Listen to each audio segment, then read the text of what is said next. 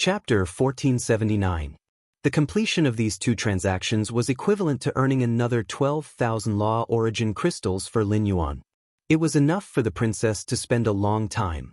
Yuzhong City and Cloud Pool City needed such a large number of high-quality bronze phase, which was enough to prove the determination of these large cities to build mirror cities in the Abyss world.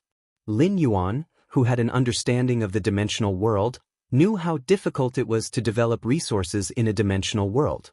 He did not know how many hard battles he would have to fight with the abyssal demons. The opening of the Class 6 Abyss Dimensional Rift and the establishment of the mirror cities in the Abyss world would subtly increase the Spirit Chi professionals' courage. It would make the Spirit Chi professionals' beliefs and willpower stronger in the process of training in the Abyss world. It could be said that the Abyss world was the Radiance Federation's best place to prepare for war. Of course, the establishment of this place was all due to the Holiness's discovery of the Class 6 Abyss Dimensional Rift. They had swept through the Abyss world day and night. They had driven away and killed all the powerful dimensional life forms in the Abyss world. As for setting such a low price with the Cloud Pool City and Yuzhong City's city guard captains, it was mainly because Lin Yuan did not want to use the opening of the Class 6 Abyss Dimensional Rift to raise the price. It gave people a feeling of exclusive greed.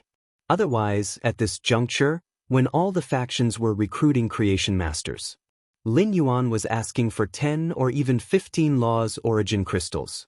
Even if the Yuzhong City and Cloud Pool City's city guard captains did not agree at first, they would eventually have to pinch their noses and accept it. Lin Yuan increased the price by 1 Law Source crystal on the original basis of 5 Law Source crystals. It was for Indigo Azure City's city guard captain Feng Dong to see. He had already shown his friendliness to Feng Dong. As for how Sky City should treat Feng Dong, it completely depended on how many orders Feng Dong could bring to Sky City. Cloud Pool City and Yuzhong City were neighbors of Indigo Azure City. Duan He was currently leading the white-clothed followers to train near Indigo Azure City. After Lin Yuan hung up the phone with the Cloud Pool City and Yuzhong City's city guard captains, he called Duan He. Over the phone, Lin Yuan issued a mission to Duan He. He asked Duan He to lead these white-clothed followers and travel between Cloud Pool City, Yuzhong City, Stormy Wave City, and return from Faraway Manor. Duan He, who understood Lin Yuan's mission, immediately told him that he would complete it perfectly. In any case, Lin Yuan had already finished discussing the matter. Duan He would need to spend more effort on the delivery of the phase. Each of the white-clothed followers recruited by Sky City had comprehended at least 3 willpower runes. Due to their origins, most of the prodigies who had been lost in the Radiance continent had very weak main phase. However, with Lin Yuan's pouring of resources and Duan He's meticulous nurturing, Lin Yuan's cultivation had improved tremendously. These white-clothed followers were no longer the same as before. The sharp sword had been hidden in the scabbard for a long time. It was time to reveal its edge. This mission was the best time for the white followers to show off their abilities. I have awakened a willpower rune. I can be your servant. Can you please let my sister go? A teenager was kneeling on the black stone floor. The teenager kept banging his head on the ground, making loud banging sounds. The black stone floor was indeed bright, but the collision of flesh and blood with the ground was like an illusion. In the end, a huge bump appeared on the teenager's head. The bump on the teenager's head continuously hit the ground, and the blood squeezed out a hole on the skin of the forehead, staining the black stone floor. In front of the teenager was a middle-aged woman who was about 40 or 50 years old. The middle-aged woman's eyes did not even glance at the teenager. But when she saw the teenager's blood staining the black stone floor, a trace of disgust immediately appeared on the middle-aged woman's expressionless face. A trace of disgust immediately appeared on the middle-aged woman's expressionless face. It was as if she had seen something dirty. Seeing the middle-aged woman frown, the 2 men behind her hurriedly picked up the young man who was kneeling on the ground and prepared to throw him out. At that moment, the middle-aged woman stood up. Wait.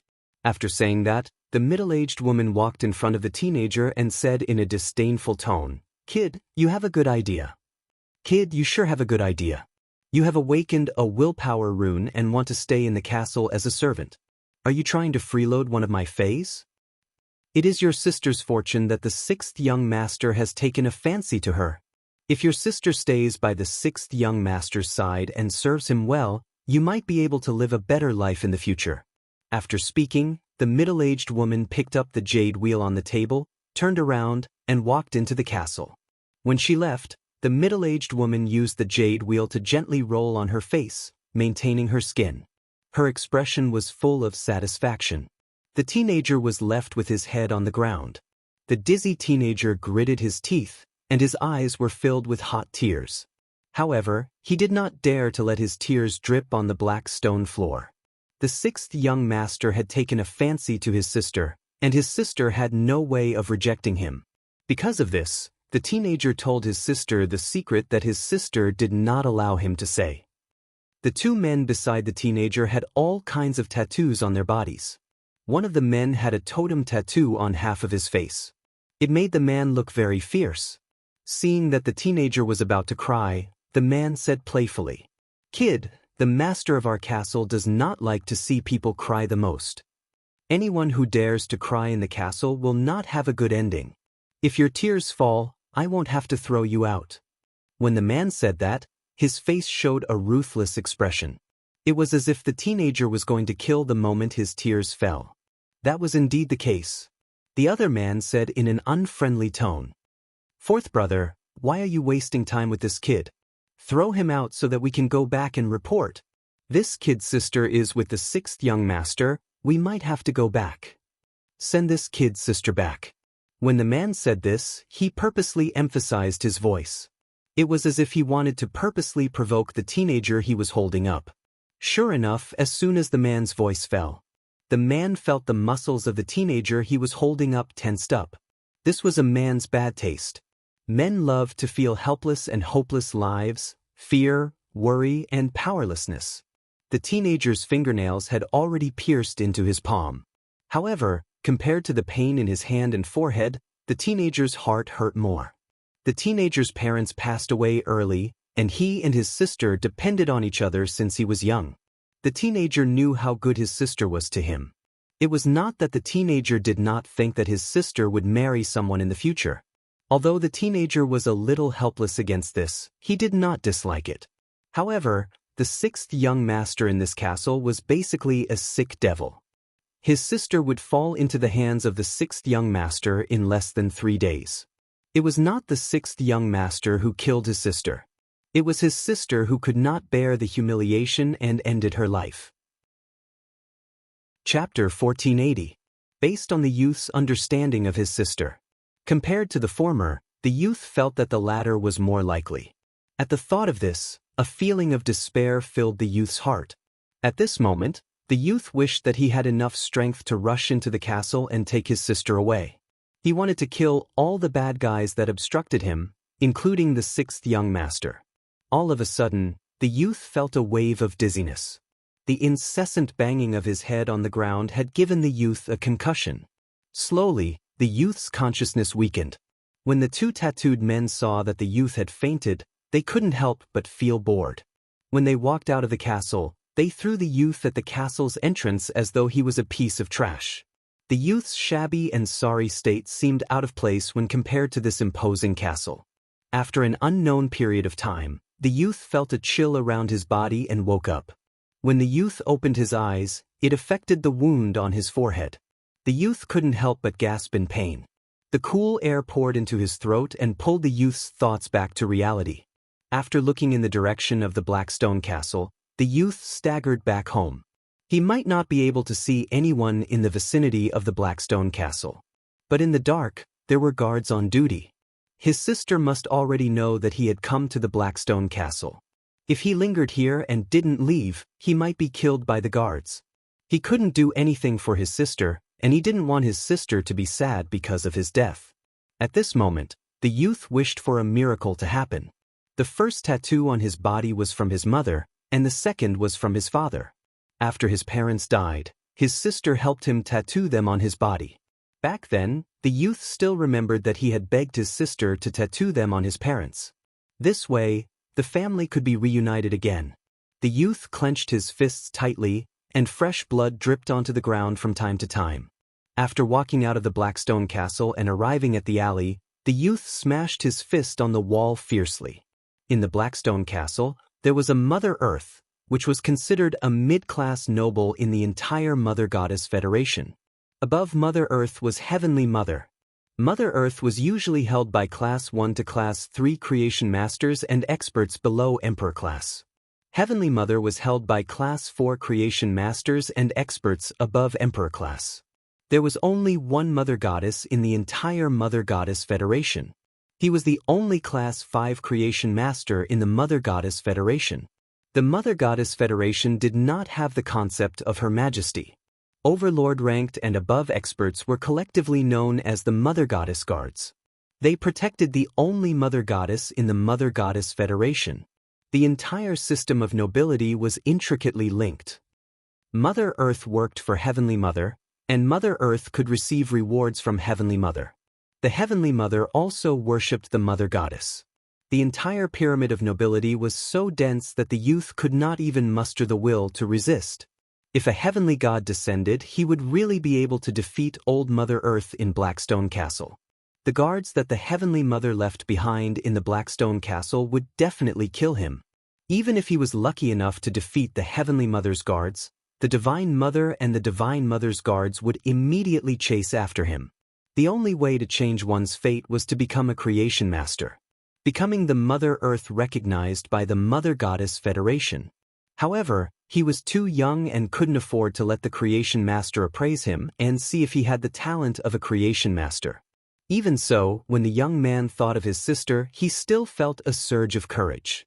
If he could save his sister, he was willing to give up everything in exchange. When the young man returned home, he had lost too much blood and was overly nervous and exhausted. He immediately fainted. When he fainted, Bu Po's tightly clenched fists didn't loosen. Fresh blood seeped out from the gaps of his fingers and soaked the blanket, making it red with determination. A slightly old but abnormally massive ship was sailing in the wind and waves. The wood used on the giant ship had been soaked in seawater and corroded by the wind and rain. Not only did it not decay, but it was also in a stone-like state. The wooden body of the ship was embedded with steel cables of different lengths and thicknesses. On the outside of the steel cables, there was a layer of metallic spiritual materials. At the front and back of the ship, there were two giant ship lamps. Originally, there were two high-grade strange flames in the ship lamps. The high-grade strange flame, sunlight illumination flame, had a powerful illumination ability. In terms of illumination ability, even some top-notch strange flames were inferior. However, at this moment, the sunlight illumination flame in the ship lamps at the front and back had been specially taken out by someone. It was dusk, and the sea surface was gloomy as the wind and waves gradually weakened.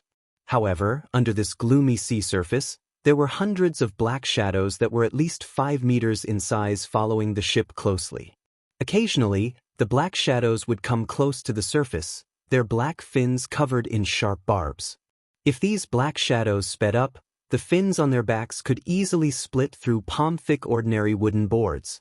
Sounds of collisions continuously came from the bottom of the ship. It was clear that these black shadows were tirelessly hitting the bottom of the ship with their fins. Fortunately, the wood used to build the bottom of the ship had already turned to stone, and large amounts of metallic spiritual materials had been added as the connection points, making it unusually sturdy. But even so, the bottom of the ship was not covered in metallic spiritual materials. There were still many fine scratches. On the deck, the sailors sat down on the ground. Only a few were adjusting the sails, and the sailors on the watchtower were still exerting their strength. These sailors' lips were cracked, and their skin was rough and dry. Their entire person appeared unusually haggard. On the sea, in a place where water was everywhere, it was strange that their lips were cracked to such an extent. Even seawater could not be drunk directly. A bucket of seawater was taken up, the seawater was distilled, and a stone slab was placed on top of the bucket. The stone slab condensed the steam into water droplets. It could also gather half a bucket of fresh water. Half a bucket of fresh water was enough for a navigator to drink for a day. But the bad news was that there were hundreds of black shadows lurking under the water. Previously, there were sailors who risked their lives to use buckets to get water, but they did not expect these black shadows to have such strong jumping ability. There was originally no point of force in the water, but now they used the bucket as a point of force. The black shadow actually jumped onto the deck in an instant. On the deck, the black shadow could rely on its fleshy fins to move. Although it was clumsy, its sudden acceleration was still faster than the sailors. After paying the price of 5 sailors' lives, they finally killed this black shadow. Just by looking at the sailors on the ship, they were not surprised by the black shadows under the ship. It could be seen that these sailors had been besieged by the black shadows for a very long time. But fortunately, the black shadows from before had jumped onto the deck and were killed by the sailors. Otherwise, the sailors would not have any food to fill their stomachs. But the flesh of these black shadows, even if their stomachs were rumbling with hunger, they did not dare to eat. Because the more they ate, the more thirsty they would be. Eating when the body was extremely dehydrated was no different from suicide. Chapter 1481. Compared to starvation, lack of water was easier to take a sailor's life. Navigator Warren walked out of the cockpit with a sullen face. Warren's heart tightened as he looked at his brothers who had been with him for many years. The ship could only stay on the sea and drift with the current. These shadows were saw-fin bite sharks, the nightmare of all Storm Federation navigators. In order to be able to sail long distances, the power system would be placed under the hull. However, these saw-fin bite sharks dealt with the Storm Federation's ships all year round. They had learned how to destroy the Storm Federation's ships. These saw-fin bite sharks would chase small turtle species phase in the sea. They would force the small turtle species phase to the power port under the hull and force them into the power port. They would block the power port. Even if the ship had backup power, it would still be unable to sail. If they wanted to sail, they could only get off the ship to clean the power port. Every adult sawtooth bite shark was at the peak of the gold rank. There had to be platinum sawtooth sharks in such a large group of sharks. No one on the ship could survive for more than 10 seconds after entering the water. Once someone entered the water, they would immediately be torn into pieces by the saw-fin bite sharks, leaving only a red flower of blood. Suddenly, a sailor fell headlong from the watchtower and landed on the deck. The watchtower was 10 meters tall, and the sailor who fell unconsciously was dead as soon as he touched the ground. Seeing the sailor who fell from the watchtower, the other sailors and Warren immediately ran over.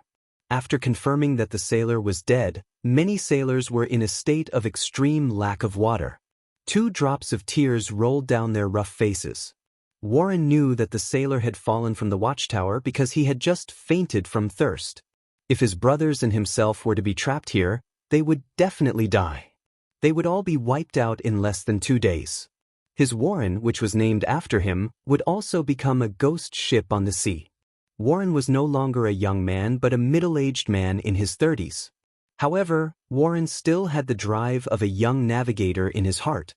In the dangerous sea, he relied on the Storm Federation's unique shipbuilding technology to go out to sea with a few men to search for supplies. Occasionally, he could make a small profit. When he was young, Warren was a person who often talked about his dreams. Even though he was middle-aged, he was still working hard on the path of a navigator. But compared to his dreams, Warren hoped that he and his old buddies could survive. Thinking of this, Warren returned to the bottom of the cabin and took out the only barrel of wine left by his master, the old navigator. Although the strong liquor wasn't enough to quench their thirst, drinking it would still make the brothers feel better. Facing the withering lives, Warren felt that the things that he valued in the past were all gone. None of that mattered now. Only by living on could he and his old buddies pursue their dreams. Warren's sailors were all drunkards. Whenever he saw alcohol, it was as if he didn't care about his life. Every time he returned to the port, the first thing he did was to go to the bar to pass the time. However, when Warren took out the jar of wine, the sailors all refused, indicating that they could still bear it. Warren took out the jar of wine because he felt that his brothers' lives were more important than his own. But now, because his brothers knew that he treasured this jar of wine very much, they were not willing to drink it. The sour feeling in Warren's heart rumbled. Warren couldn't hold it in any longer. He forcefully pulled the cork off the barrel. As the cork left the barrel, the aroma of wine immediately wafted out. Warren said to the youngest sailor, "Little monkey, go and bring the bowls." Hearing Warren's words, the sailor called Little Monkey immediately ran to get the bowls. Warren keenly noticed that Little Monkey's wrist was tied with a piece of black cloth. Warren suddenly thought of the saw-toothed shark meat that Little Monkey had given him yesterday. Why were they all soaked in the water? Little Monkey was usually too naughty and always had conflicts with the old sailors on the deck. Warren always said that Little Monkey was immature. But now, it seemed that although Little Monkey was immature, he was much more humane than the ground. Little Monkey brought over a stack of bowls. As Warren poured the bowls, he found that one was missing. Just when Warren was about to ask Little Monkey waved his hand. "Brother Warren, I'm on duty tonight. I have to stand on the watchtower. I won't drink." Hearing this, Warren directly hugged Little Monkey. Without saying anything, he poured 2 bowls of wine into Little Monkey's mouth. "You don't have to stand on the watchtower tonight. I'll do it." When the little monkey heard this, it smacked its lips as if it was tasting the wine in its mouth for the last time. He said, "Brother Turbo, you can't do that." Turbo waved his hand and said, "Since I can't sail the ship, there's nothing for me to do as a navigator. Tonight, all of you go to the bottom of the cabin and have a good sleep. I'll go stand on the watchtower." "That's settled." After that, Warren picked up the bowl and drank a big bowl of wine. Warren was very strict with his sailors and did not allow them to drink while on duty. But now, looking at Little Monkey and his old buddies, Warren felt that if he didn't drink a bowl of wine, he wouldn't be able to suppress the despair and sorrow in his heart. At night, Warren leaned on the observation tower's railing and summoned his fae, Binding Sea Fern. He ordered the Binding Sea Fern to reinforce the watchtower. No matter how hard such an adult tried, he wouldn't be able to climb down the watchtower. Warren, who was leaning against the fence, looked at the moon in the sky and sighed. Warren, who loved sunny days in the past, hoped that the dark clouds would cover the sky and it would rain heavily at this time. After waiting until midnight, when the sky was about to break, Warren, who was always determined, couldn't take it anymore. He fainted uncontrollably. Before he fainted, a thought popped up in Warren's mind. If I can let myself and these old buddies survive, I, Warren, am willing to exchange everything for it. The stars shone brightly, and the Milky Way flowed among them. In the center of the Milky Way, the nebula rose with magnificent starlight. Under the nebula's encirclement, a long-awaited meeting was held once again. It was just that this time's meeting was slightly less compared to the previous 6 people. Sue Erin didn't participate in this celestial body meeting. Instead, she was nurturing her 14 millet fruits. At this moment, facing the Libra constellation and Leo constellation, 3 figures formed from willpower and spirit appeared on the seats of the Andromeda constellation, Immortal constellation, and Leo Minor constellation. The people on the Leo Minor constellation were happy to see their own masters again. But when the people on the Andromeda constellation and Immortal constellation saw the figures on the Leo constellation seat, they couldn't help but have tears in their eyes. Suppressing the excitement and surprise in her heart, Ian Lin spoke first. "Leo, Libra, long time no see." Chapter 1482. After saying, "Lion, Libra, it's been a long time," Ian Lin did not know what kind of feelings she was filled with at this moment. This was because these feelings were simply too complicated. Rejoicing, relief, the joy of regaining what was lost, or relief after thinking hard for a long time. In short, she once again saw that man with the myriad Daos willpower and laws entwined around him. That man was still here. Upon hearing Ian Lin's words, Lin Yuan spoke to her apologetically. The last Celestial Council should have gone on as usual, but something happened, so it couldn't be held as scheduled. But this problem won't happen again. While Lin Yuan was speaking, when you looked at Ian Lin with some scrutiny. As a woman, when Yu's senses were very sharp. When you could feel from Ian Lin's words to Lin Yuan that she had a special feeling for him. This feeling was much hotter than friendship. This feeling was as turbulent as the mother of bloodbath's suppressed feelings for Lin Yuan. When you quietly glanced at Lin Yuan and sighed. The youth beside her was simply too outstanding. But to be honest, Ian Lin's identity was quite compatible with Lin Yuan's. Fortunately, there was no such thing as a marriage alliance between Hui Yao and Lin Yuan. The Moon Empress would not allow others to force Lin Yuan to marry without his consent. Otherwise, after Yin Lin learned of Lin Yuan's identity in reality, she would reveal her identity and make their relationship clear. It was very likely that she would really become Lin Yuan's. Yin Lin did not know what was going on in Wen Yu's mind.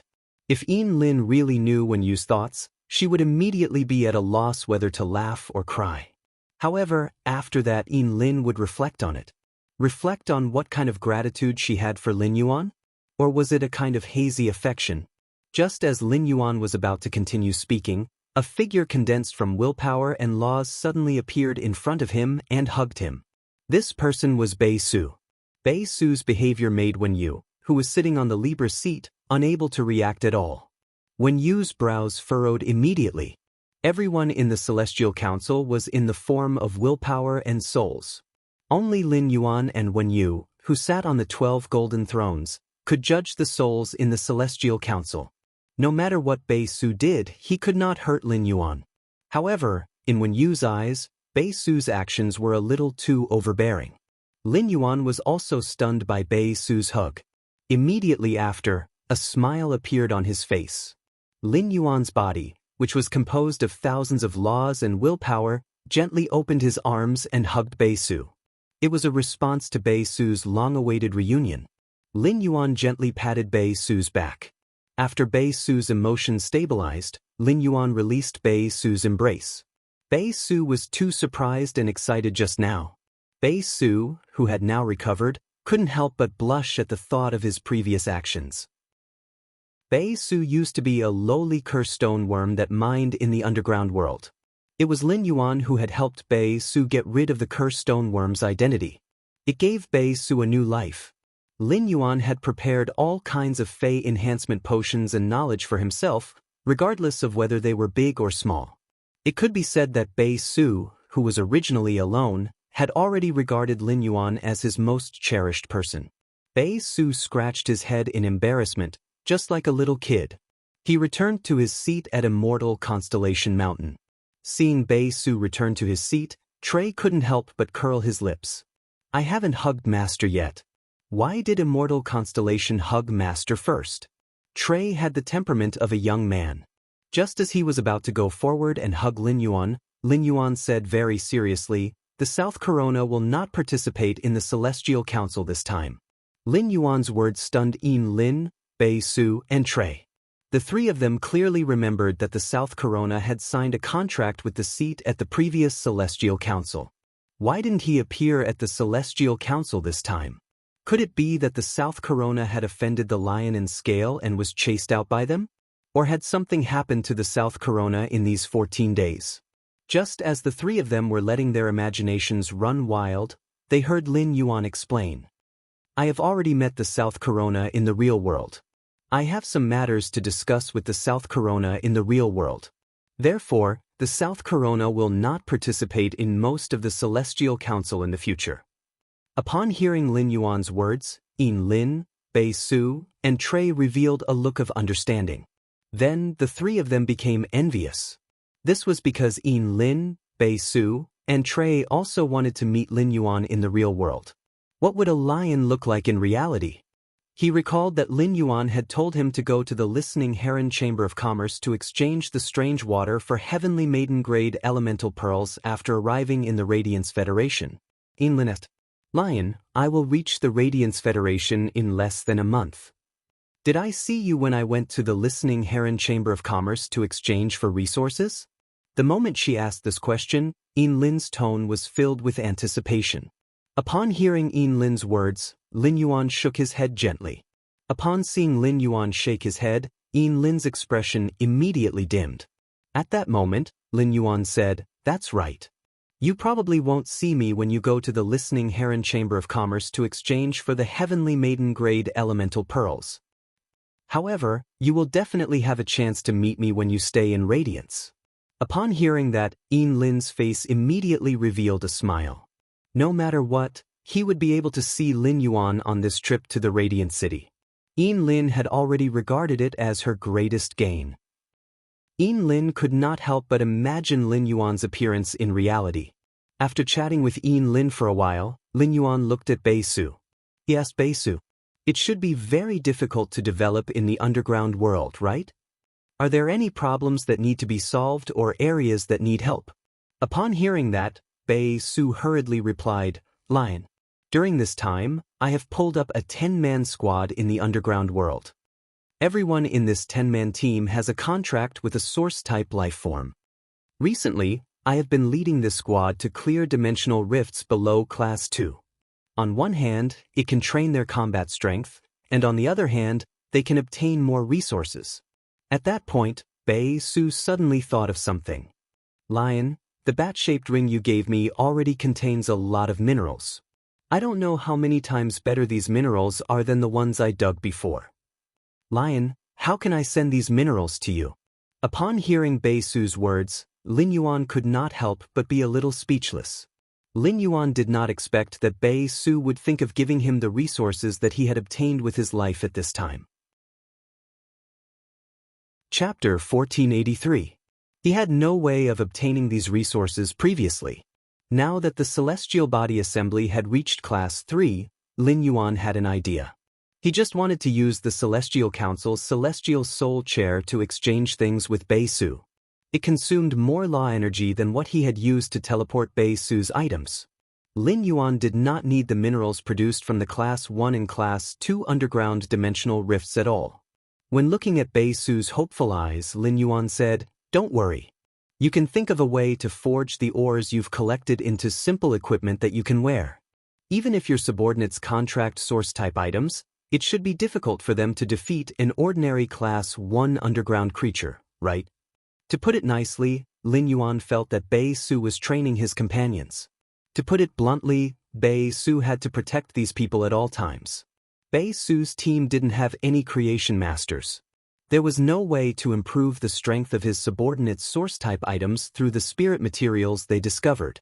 However, he could deliver supplies to Bei Su once or twice.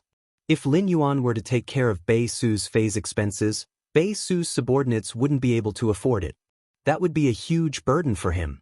Lin Yuan would not do that, but it was not like there was no way to change the current situation. There were two ways to change this situation. One was for Lin Yuan to teleport a 100 Questions Beast to Bei Su.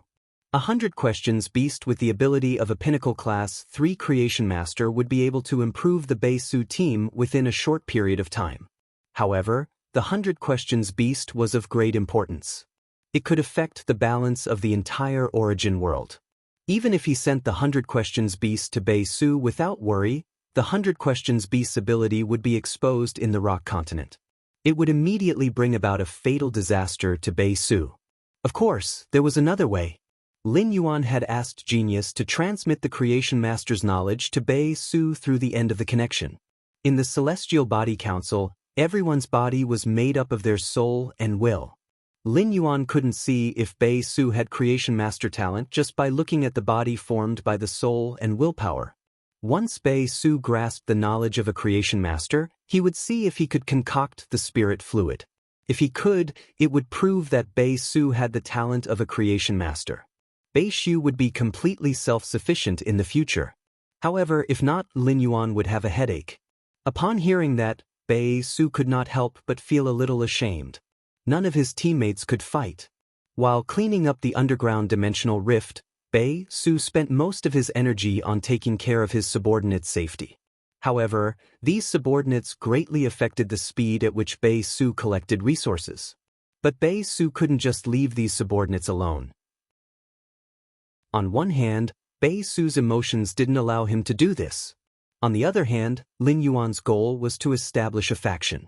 Once he lost these subordinates, Bei Su's desire to build a force could only be empty talk. Because no matter how strong Bei Su became, he couldn't call himself a force. Just as Bei Su was at a loss for words, Lin Yuan stood up and nodded at Wenyu. The Leo Nebula above his head shone brightly, and a belt of light appeared under his seat. This light belt was connected to the immortal constellation seat in the north. Lin Yuan did not tell Bei Su what he was going to do. Instead, he spoke to Lin, Bei Su, and Trey in unison. After the Celestial Body Conference, You can communicate with the celestial body conference through the nebula at any time.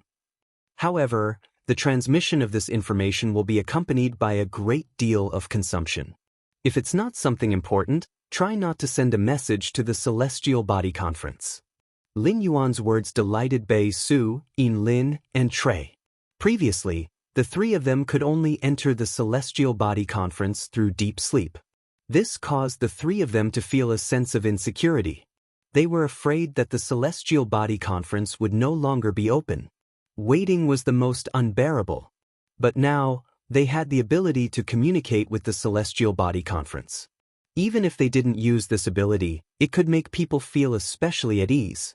Through the Star Spirit Chair and Genius's exclusive skill, the interconnection tale, he transmitted the knowledge to Bei Su. It would only be transmitted to Bei Su's mind after the celestial body conference was over. Lin Yuan didn't need to say much, and Bei Su would naturally know what to do. Such a large amount of knowledge was transmitted to Bei Su through Genius's exclusive skill, the interconnection tale, and it took Lin Yuan a lot of willpower.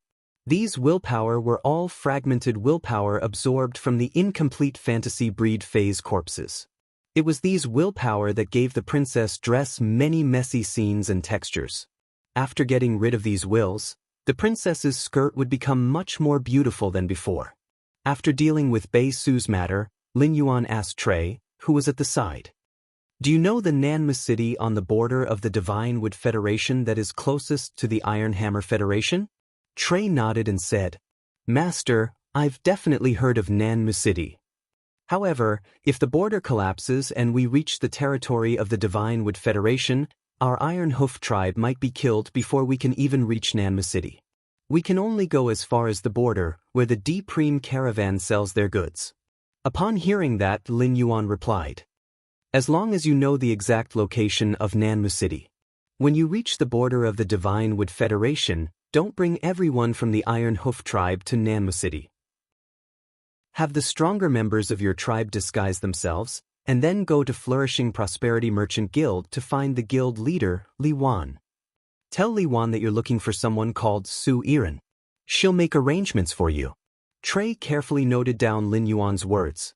After arranging Yin Lin, Bei Su, and Talei's situation, Lin Yuan was in a daze. He was ready to let Wen Yu start selecting the new members of the Celestial Council. Lin Yuan said to Yin Lin and the others, Next, there will be 2 new members in the Celestial Council. In the future, if you have something important to do and are particularly busy, you don't have to attend the Celestial Council every 7 days. After deepening the connection between the Celestial Council and you, every time the Celestial Council opens, the astrology will communicate with you. As long as you respond to the astrology, you don't need to sleep to enter the Celestial Council. After saying that, Lin Yuan nodded at Wen Yu. Wen Yu immediately activated the Celestial Council. When Wen Yu activated the Celestial Council, the astrology hidden during the day automatically moved rhythmically. Immediately after, a figure with a willpower rune wrapped around its body appeared in the Celestial Council. The figure that suddenly appeared in the Celestial Council looked at the 2 figures sitting on the golden thrones under the resplendent nebula. He felt as if he was looking at a god. Chapter 1484. While this figure was confused, Lin Yuan and Wen Yu had already used the Celestial Council's ability. He began to investigate this figure's background and experiences. At a glance, Lin Yuan and Wen Yu frowned at the same time, and their faces suddenly darkened. After checking this figure's background, Lin Yuan and Wen Yu decided to let this figure stay in the Celestial Council. He became the 5th contractor of the Southern Sky Constellation Throne. Ever since Lin Yuan had become a spirit chi professional, he had helped many people. Every one of these people had some misfortune in one way or another.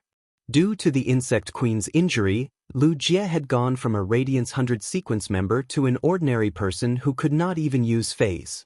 Because Wen Yu had helped her companions, her talent had been damaged and she had been ostracized by her companions. As for Qin Luan and Qin Yu, because of the awakening of their beast marks, their bodies were unable to touch sunlight. However, compared to Qin Luan, Qin Yu, Wen Yu, and Lu Jie, this figure was much more unfortunate.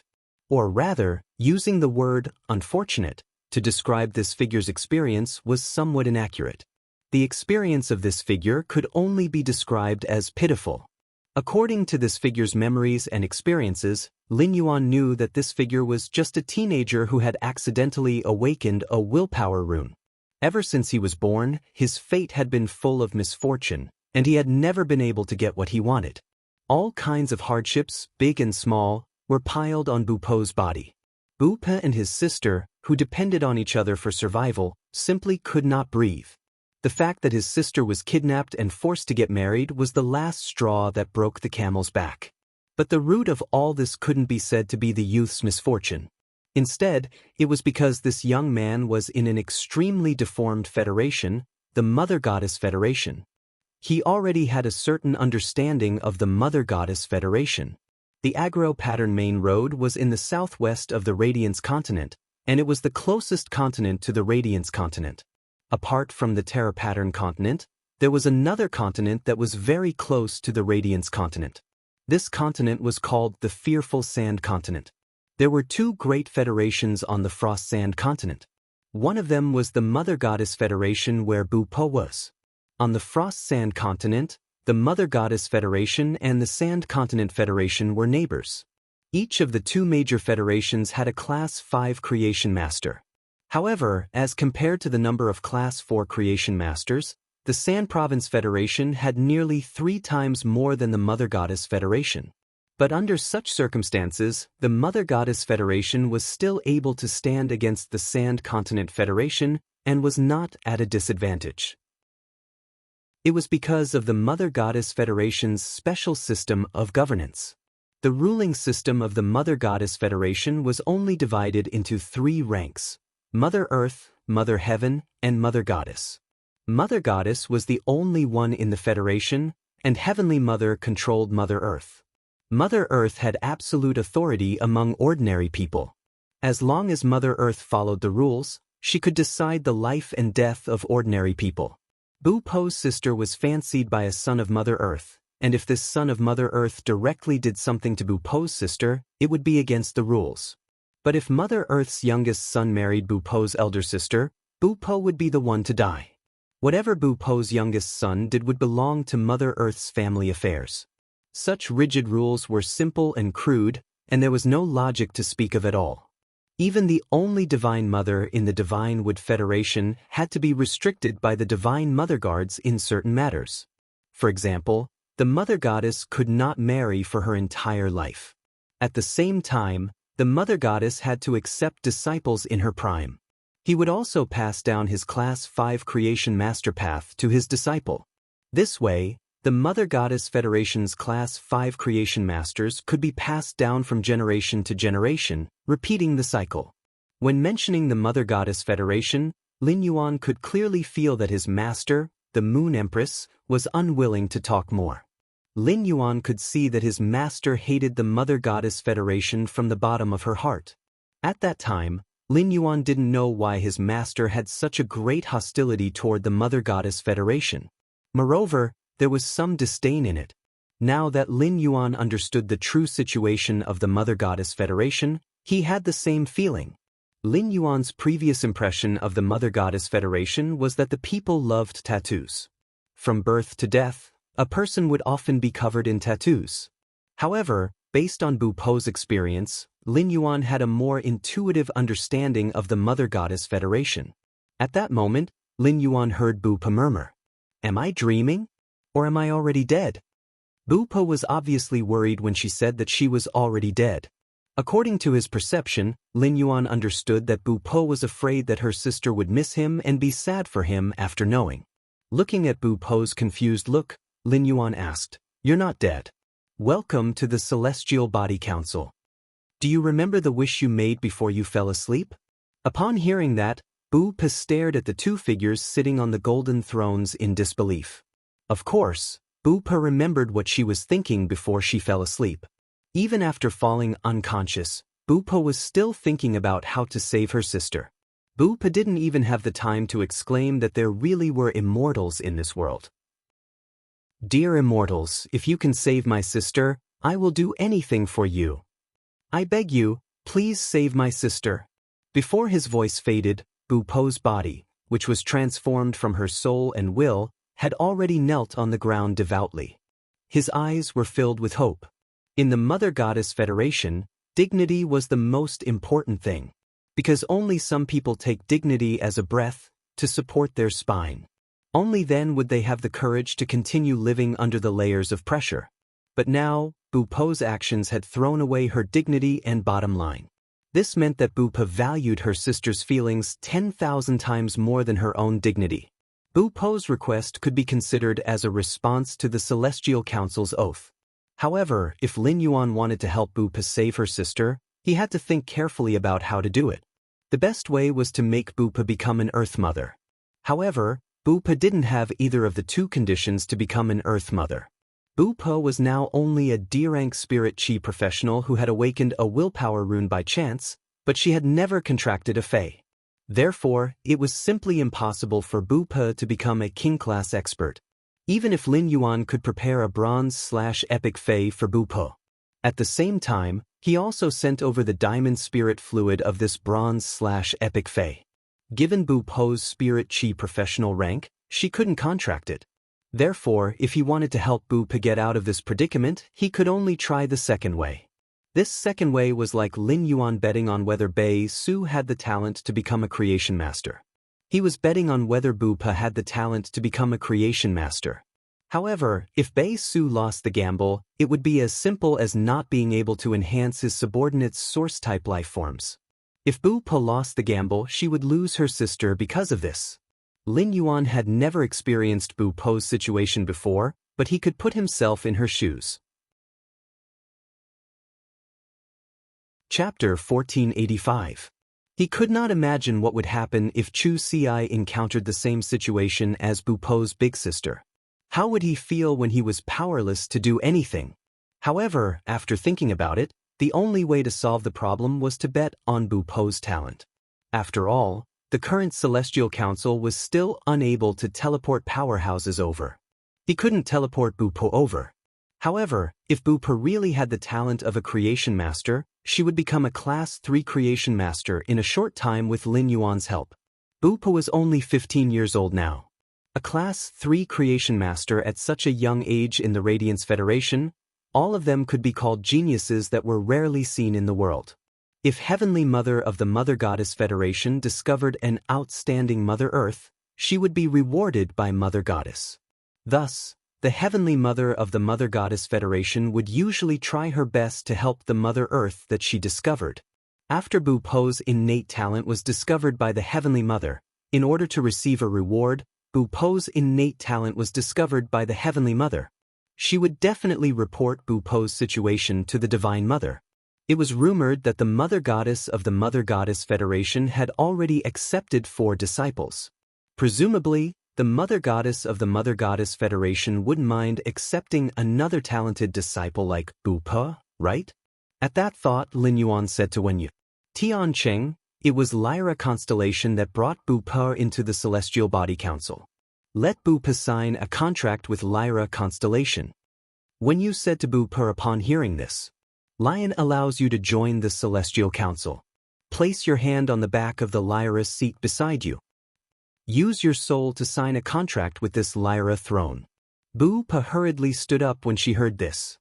He clumsily placed his palm on the back of the Lyra seat. Bu Po knew that the reason why he said that was because he had agreed to her request. His sister could finally be saved. Even though Zhang Xian did not know how the other party would help him, he was confident that the other party would be able to lure him here. This meant that the other party was definitely very powerful. In any case, none of the Mother Earths that Bu Po had seen before had such an ability. The moment Bu Po placed her palm on the back of the Lyra seat, among the thousands of nebulae above his head, the Lyra nebula shone brightly. Lyra constellation's radiance landed on Bu Po's body, causing Bu Po's entire body to become resplendent. At the same time, the astral soul chair of the Celestial Council connected to Bu Po. Lin Yuan used Genius exclusive skill, Interconnection Tail, to transfer a massive amount of creation master knowledge to Bu Po. After transmitting the knowledge, Lin Yuan said to Bu Po, Now, I will send you away from the Celestial Council. You already have the ability to communicate with the Celestial Council. After you leave, use your family's current savings to buy spirit materials according to the things that have appeared in your mind. If you can concoct these spirit materials into a spirit liquid, you'll know what to do next. If you can't do anything with the spiritual materials you bought, contact me through the Celestial Council. As soon as he said that, Wen Yu sent Bu Pe away from the Celestial Council. After Bu Pe left the Celestial Body Council, she slowly woke up. Before Bu Pe could determine whether what she had just experienced was real or just a dream, a voice suddenly rang out. An explosion of information appeared in Bu Pe's mind. Bu Pe spent almost a day in dizziness before she recovered from it. Bu Pe's stomach was rumbling with hunger, and she was in no mood to eat. Bu Pe's heart was filled with gratitude and excitement. Bu Pe knew that she had met a benefactor. Right now, Bu Pe felt that as long as she obtained the spiritual ingredients, she would be able to produce the spirit fluid that only creation masters could concoct. With excitement and apprehension, Bu Pe carefully took half of her and her sister's savings from under the bed. Bu Pe planned to use this money to buy some scarlet fruits. With the scarlet fruits, fish lantern grass, and 7 or 8 supplementary spiritual materials, she could concoct a spirit liquid called the Scarlet Elixir. The Scarlet Elixir was for animal species phase to drink and could enhance their physical strength. Of course, spirit chi professionals could also drink the Scarlet Elixir. The Scarlet Elixir could quickly replenish a spirit chi professional's physical strength. Bu Pe planned to concoct a bottle of Scarlet Elixir. If she succeeded, Bu Pe could directly report to the Creation Master Alliance.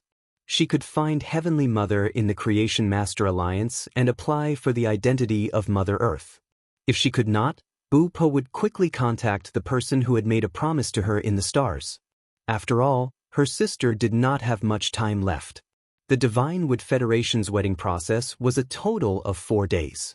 The 3rd day was to meet each other's parents. Her parents were already dead, so she wanted to save her sister. Bu Pe could only use it for 1 day. After buying the spiritual materials, Bu Pe did not return home. She simply rented the most ordinary room in the Creation Master Alliance. Bu Pe tried to concoct the Scarlet Elixir according to the knowledge in her mind. Although she had the knowledge, Bu Pe's movements were very rusty. However, 20 minutes later, a crystal bottle of dark red spirit liquid appeared in Bu Pe's hand. After Bu Pe tried to drink the bottle of dark red elixir, Bu Pe's tears flowed out. These tears were not sad, but tears of joy. Bu Pe knew that she was now qualified to become the Mother Earth of the Goddess Federation. This way, she could be on equal footing with the 6th young master's father who had snatched her sister away. Bu Pe could finally rescue her sister. From now on, Bu Pe decided that she would protect her sister while repaying the 2 figures who had redeemed her in the stars. However, Bu Pe did not know that she was about to become famous in the Goddess Federation. She would become the youngest Class 3 Creation Master on the Cold Sand Continent. She would even be accepted as a disciple by the goddess who only existed in legends. Because of the grand meeting in the stars, a change in the Cold Sand Continent had quietly begun. After sending Bu Pe back, she continued to use the astrology. She searched for other people who were willing to exchange everything for a wish. However, this choice made Lin Yuan and Wen Yu rather awkward. Many of these people were not in a difficult situation, and what they wanted was not what they needed. Most of them wanted money that they could not spend in their lifetime and a high position. They even wanted women that they could not get. Even if Lin Yuan could help them fulfill these wishes, he could not do it. Otherwise, if he helped these people fulfill their wishes, Lin Yuan would become a heinous bully. Moreover, the Celestial Council did not need such people. At that moment, a figure with 2 wills appeared in the Celestial Council. After this figure appeared, he was only stunned for a moment before he checked the surrounding situation. This meant that this person had seen the world. Otherwise, it would have been impossible for him to cultivate such a calm demeanor. Chapter 1486.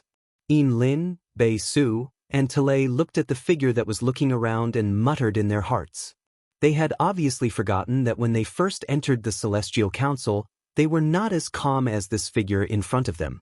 Lin Yuan and Wen Yu had already started to look into the memories and life experiences of this figure with 2 willpower runes entwined around it. After looking at it, Lin Yuan and Wen Yu looked at each other. This time, Lin Yuan and Wen Yu did not immediately decide to let this figure join the Celestial Council. Instead, they asked the figure, "Do you know why you are here?" Lin Yuan's question attracted Warren's attention. When Warren had first arrived in this starry world, he had thought that he was hallucinating due to excessive thirst. But soon, Warren realized that things were not as simple as he thought.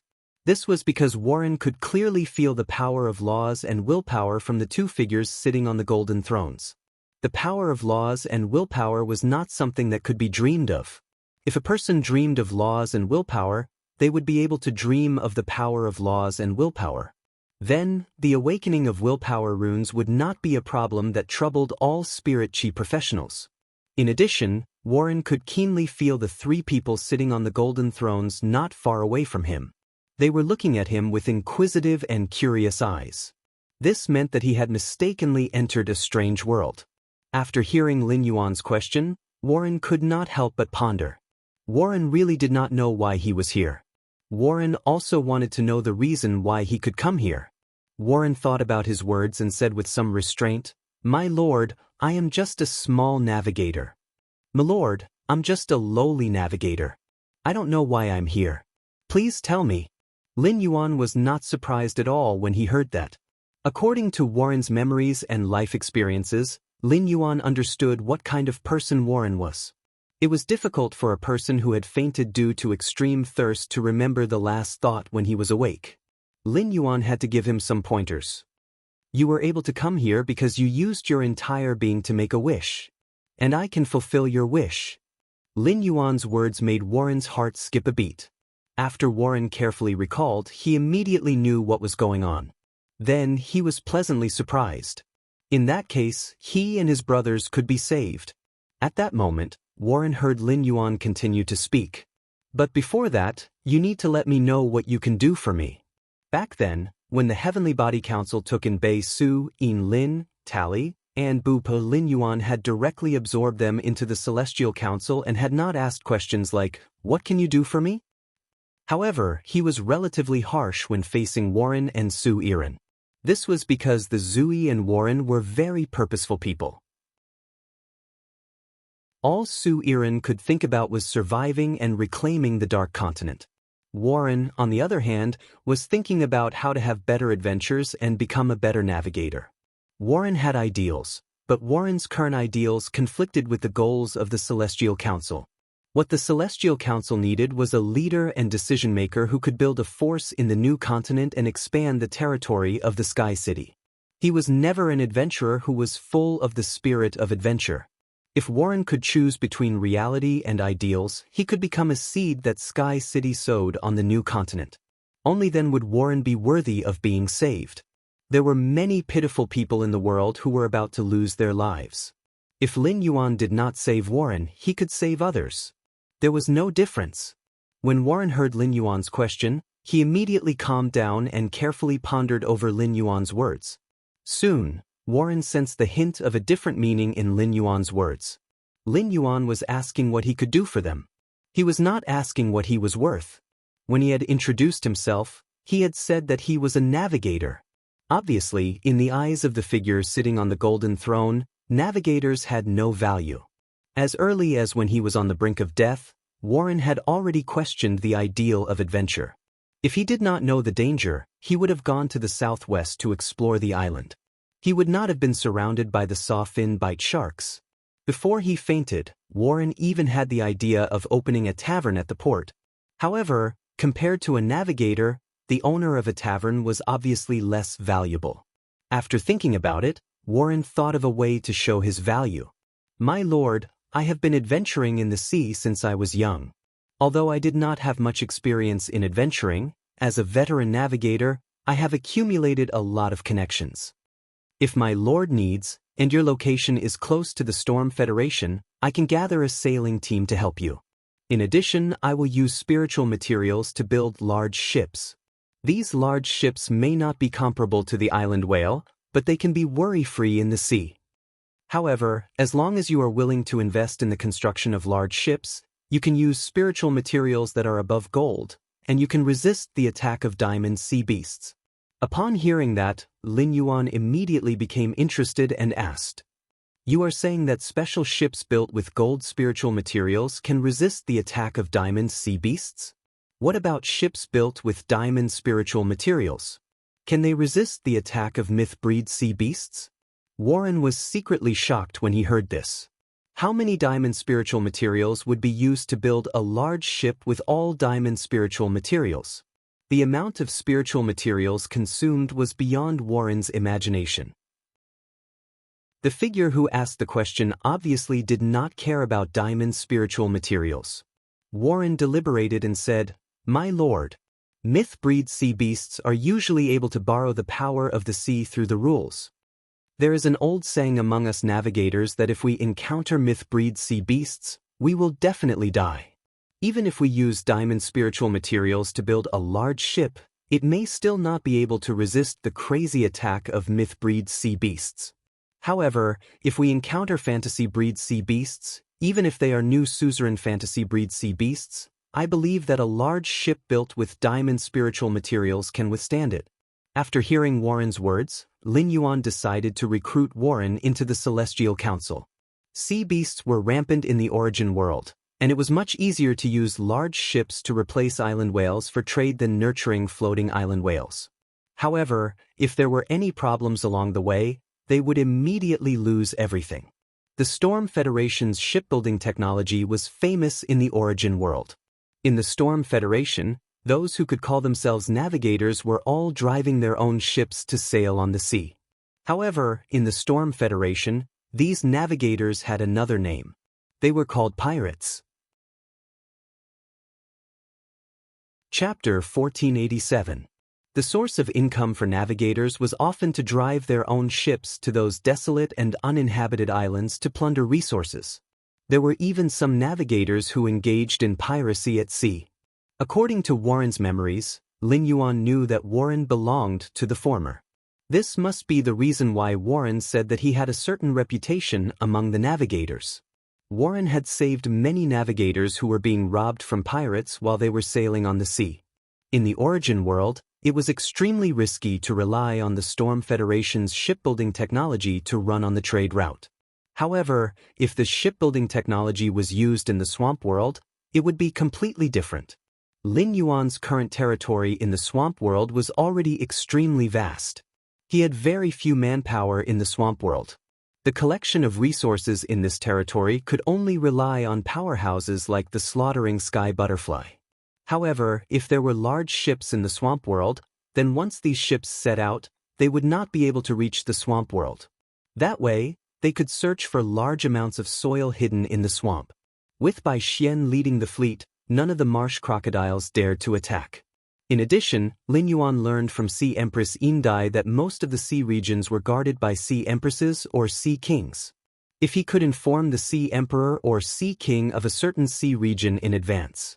In that case, even without the island whale, they would not encounter any danger by just relying on a small boat to sail on the sea. Among Lin Yuan's current subordinates, there was Sea Empress Yin Dai. The distance between the Radiance Federation and the Storm Federation was about the same as the distance between the Radiance Federation and the Azure Federation.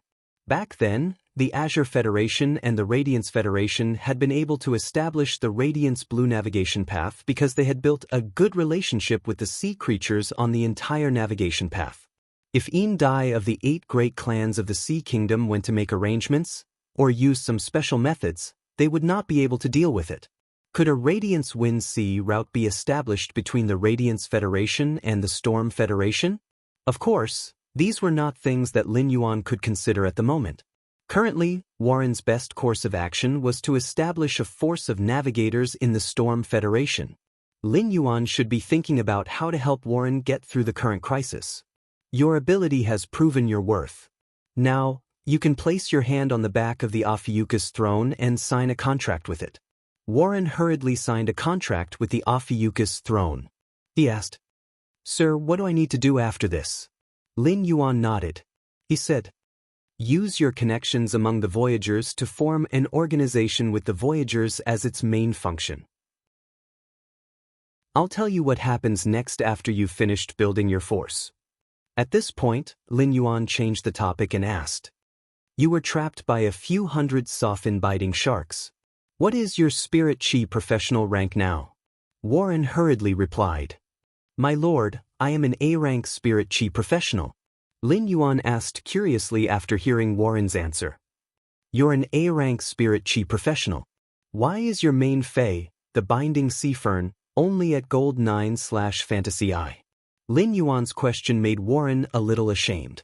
In fact, Warren's armored sea fern had been a gold 9/epic fei previously. Warren might be an A-rank spirit chi professional, but he had been adventuring for a long time and had invested all his expenses on the ship. Therefore, Warren had not been able to find a creation master to enhance his main fei. The reason why Warren upgraded the binding sea fern was because he wanted to take a gamble in the face of danger. Warren used the 4 platinum tree cores he had collected on the island to feed the armored sea fern. The armored sea fern's quality had been upgraded from epic to legend.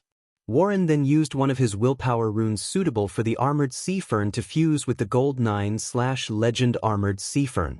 It turned the armored sea fern into a gold 9/fantasy I fantasy breed fei.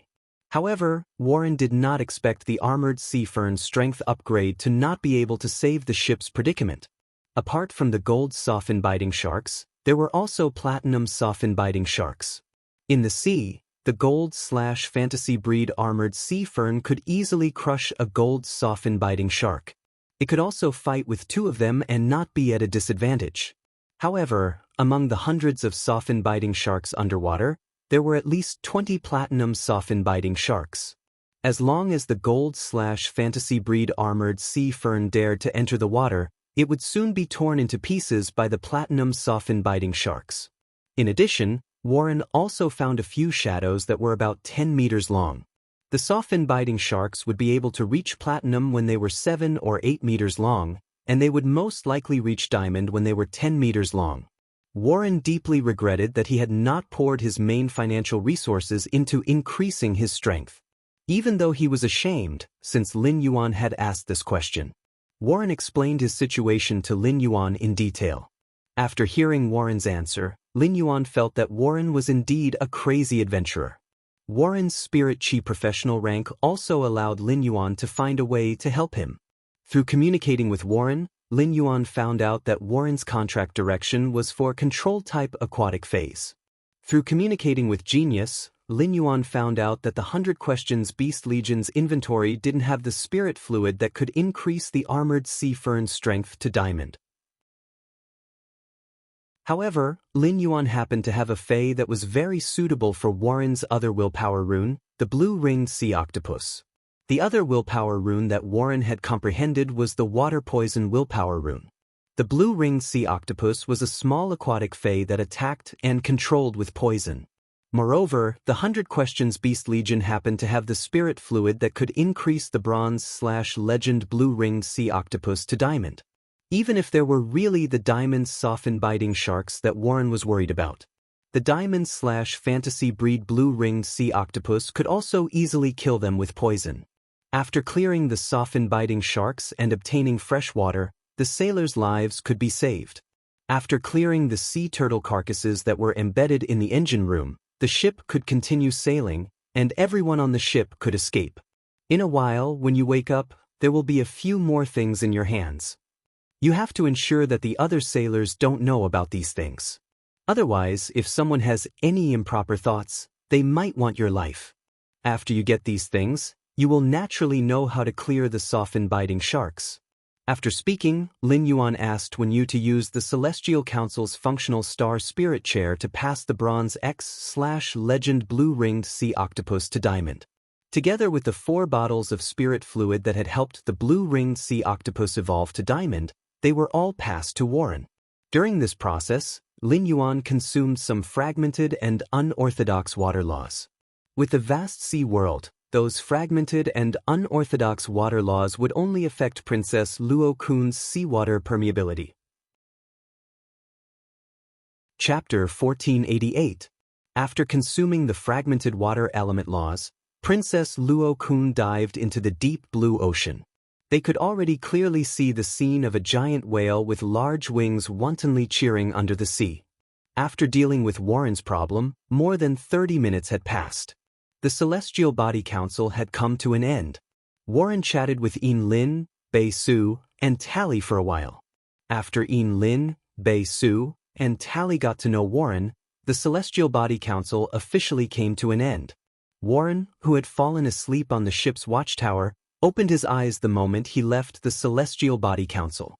As soon as he opened his eyes, he saw a fiery red sun rising from the surface of the sea. The sun rose from the sea, and the sky was bright. The last trace of darkness was also completely dispelled by the light of the sun wheel. Warren had been a navigator for decades, and he could see the sun rising from the sea almost every day. However, for the first time, Warren realized that the sunrise from the sea could be so beautiful. Then, Warren came back to his senses and remembered that he had just joined an organization called the Celestial Body Council. Although Warren knew that it was not a dream, he was still afraid that it was just his imagination due to thirst. At this moment, Warren realized that there was a strangely shaped ring beside his hand. The ring was embedded with a blue crystal. The blue crystal was polished into the shape of an octopus, and it looked very cute. Warren was sure that he had never seen this ring before. Based on the workmanship of the ring, Warren was sure that it was definitely not left behind by another sailor. Warren thought of the figure surrounded by laws and willpower, and what he had said to him. "I have prepared something for you. After you get it, you will know what to do." Warren thought to himself, could it be that this ring is a piece of spatial equipment? Warren tried to touch the ring with his mind power, and soon discovered that there was a huge space inside the ring. The space was so big that it could directly store the Warren under his feet. As he continued to explore the space inside the ring, Warren found 4 bottles of spirit liquid and a basin in the corner of the space. There was a palm-sized octopus in the basin, stretching its tentacles. Moreover, the octopus was changing its body color from time to time. The bright blue spots on the octopus's body were enough to prove that this little octopus was extremely poisonous. Warren hurriedly summoned the basin and the 4 bottles of spiritual liquid from the space ring. He looked at the 4 bottles of spirit liquid and the octopus fey in the basin. Warren immediately understood what Lin Yuan meant. Immediately after, Warren checked the octopus fey and the 4 bottles of spirit fluid in the basin. Warren wasn't a creation master, so he couldn't find anything. However, as a navigator, Warren still had the foresight that he should have. Warren hadn't found anything when he had probed this octopus fey in the spatial ring just now. Now that he was closer to take a closer look, Warren immediately saw that this octopus fey was actually a bronze/legend existence. This discovery made Warren's body tremble violently. Warren did not know how to nurture a bronze/legend fey. However, Warren knew very well what a bronze/legend fey meant. At that moment, Warren didn't dare to imagine how noble the figure sitting on the golden seat in the Heavenly Body Council was. He could actually casually take out a bronze/legend fey and give it to him. It was just to help him escape this calamity. Moreover, this octopus fey relied on poison to attack, which was very compatible with the water poison willpower rune that he had comprehended. In other words, after he contracted this octopus fey, he could immediately fuse the willpower rune with it.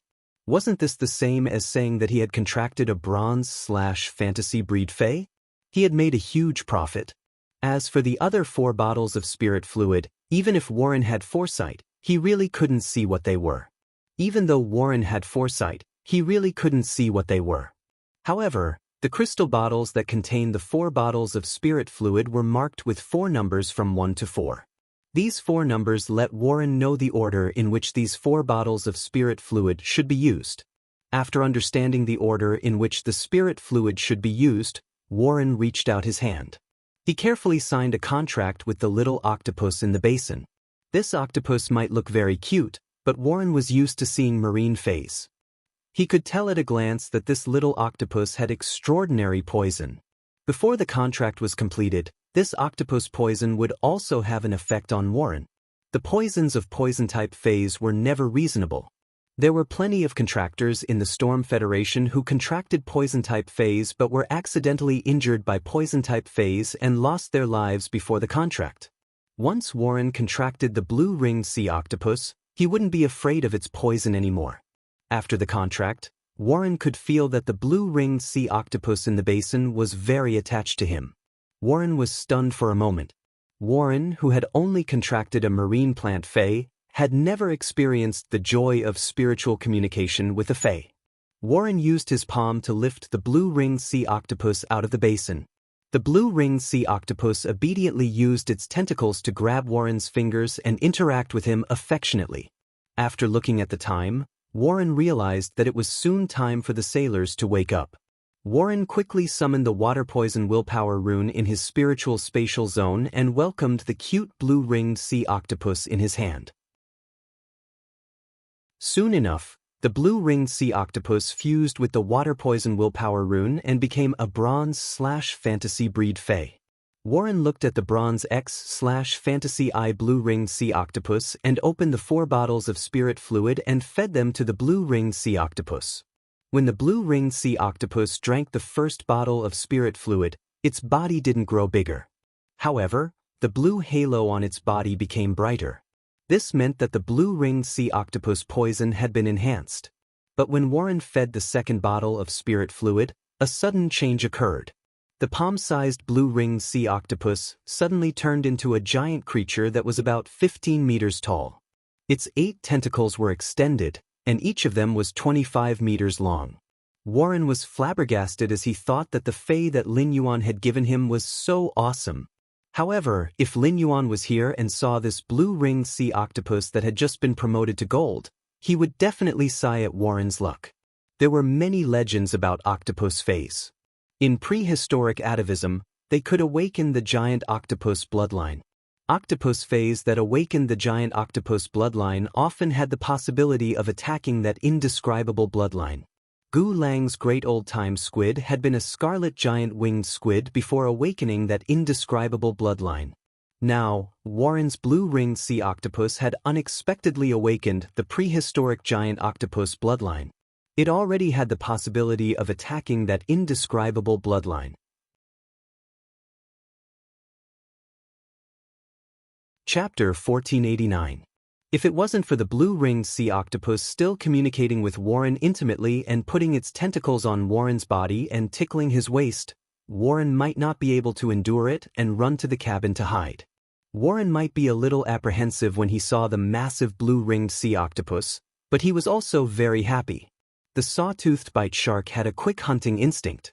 Previously, Warren was afraid that even if the blue-ringed sea octopus reached Diamond and used poison-type attacks, it would still be hard to kill the Diamond's saw-toothed bite shark within 3 seconds.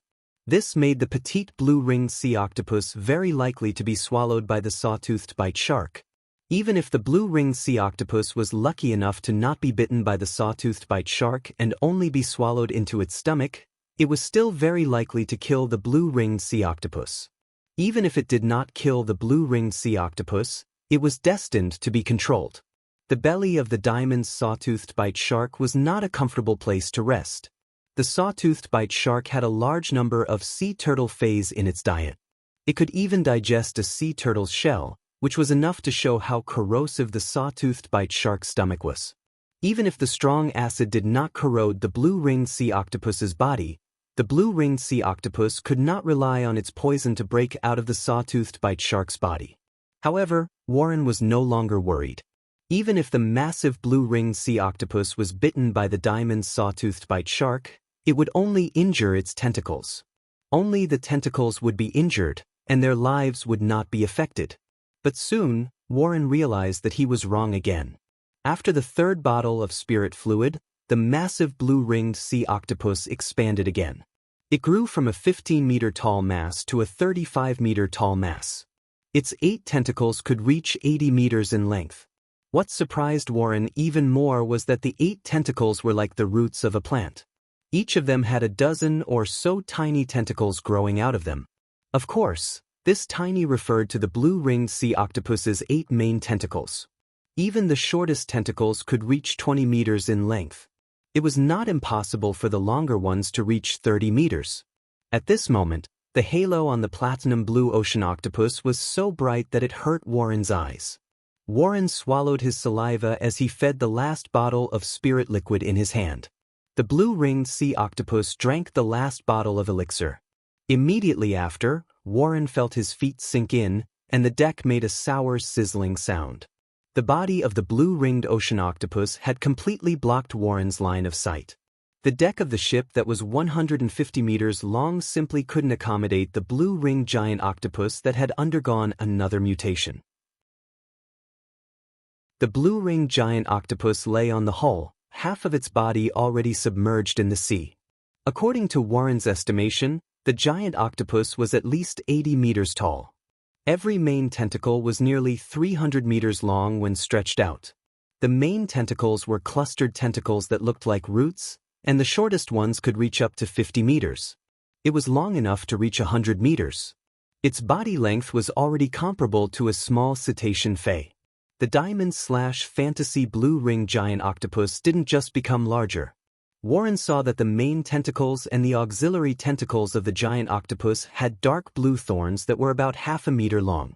These spikes were like the fangs of a wild boar.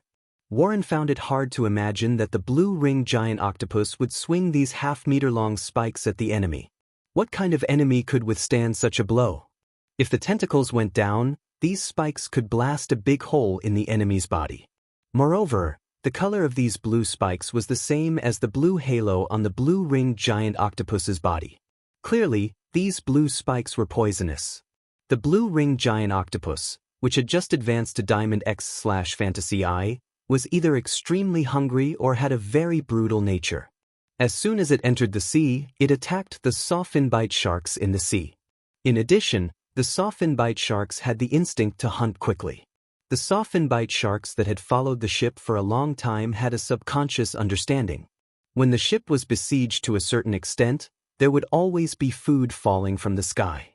This was a memory engraved in the genes of the sawfinbite sharks and the Storm Federation's ship for many years. But now, such a memory had harmed this group of sawfinbite sharks. Because it was not a thirsty sailor who went into the water, but a blue-ringed giant octopus whose bloodline was evolving in an indescribable direction. The blue halo on the blue-ringed giant octopus's body suddenly lit up, turning the seawater around it into a gorgeous peacock blue. The sawfinbite sharks that swarmed over were instantly paralyzed the moment they came into contact with the poison-soaked seawater. Then the blue-ringed giant octopus waved its tentacles and pierced these poisoned and paralyzed sawfinbite sharks one by one like skewers. After hunting the sawfinbite sharks like this for a while, the blue-ringed giant octopus felt bored. The blue-ringed giant octopus simply withdrew its poison and spread its tentacles, like a ball of net, facing the sawfinbite sharks. The blue-ringed giant octopus waved its main tentacles and subordinate tentacles, wantonly harvesting the lives of every sawfinbite shark. Warren felt the blue-ringed giant octopus's joy while looking at the sea red with the blood of the sawfinbite sharks in horror. This massacre had almost annihilated hundreds of sawfinbite sharks. Under the triple suppression of the blue-ringed giant octopus's size, grade, and poison, the diamond sawfinbite sharks could not do anything. The sea breeze blew away the smell of blood on the surface of the sea. At that moment, the sailors, who had just felt the hull sinking and rising, all ran to the deck. They had personally witnessed the last battle of this massacre. The little monkey, who had always been quick-witted and was the most receptive to new things, was stunned for a full 2 minutes before asking Warren, "Big Brother Warren, are we going to be eaten by this giant octopus?" The giant octopus in front of them had always been lively and was the most receptive to new things. Although the giant octopus in front of them was completely submerged in the water, the little monkey was sure that this giant octopus had the ability to overturn this 150-meter-long giant ship. The little monkey, who had sensed death, turned around and wanted to run into the cabin. However, before it could run a few steps, Warren grabbed its collar. Warren did not expect the little monkey to think that this blue-ringed giant octopus was another monster that was preparing to attack the ship. Warren did not immediately explain to the little monkey that the blue-ringed giant octopus was a fey that he had accidentally obtained. Instead, he asked the little monkey, "Little monkey, why are you in such a hurry to go to the cabin?" The little monkey did not hide anything. "I'm going to prepare some softened bite shark meat. Before I die, I want my brothers to die with a full stomach." Warren glanced at the little monkey's arm and said, "Add some more of your blood." Chapter 1490. The little monkey's eyes reddened when it heard Warren's words. If its blood could help Warren and the crew survive, the little monkey was willing to give up its life. However, the little monkey could not do that. The most he could do was to mix his blood with the shark jerky so that his shipmates wouldn't have a sore throat when they ate the shark jerky. However, the little monkey obviously could not say these words to Warren. Once it said these words to Warren, the other shipmates would know. The other shipmates would not be able to eat the shark jerky that it had prepared. Just when the little monkey felt that its secret had been discovered and did not know what to do, the little monkey felt its head sink.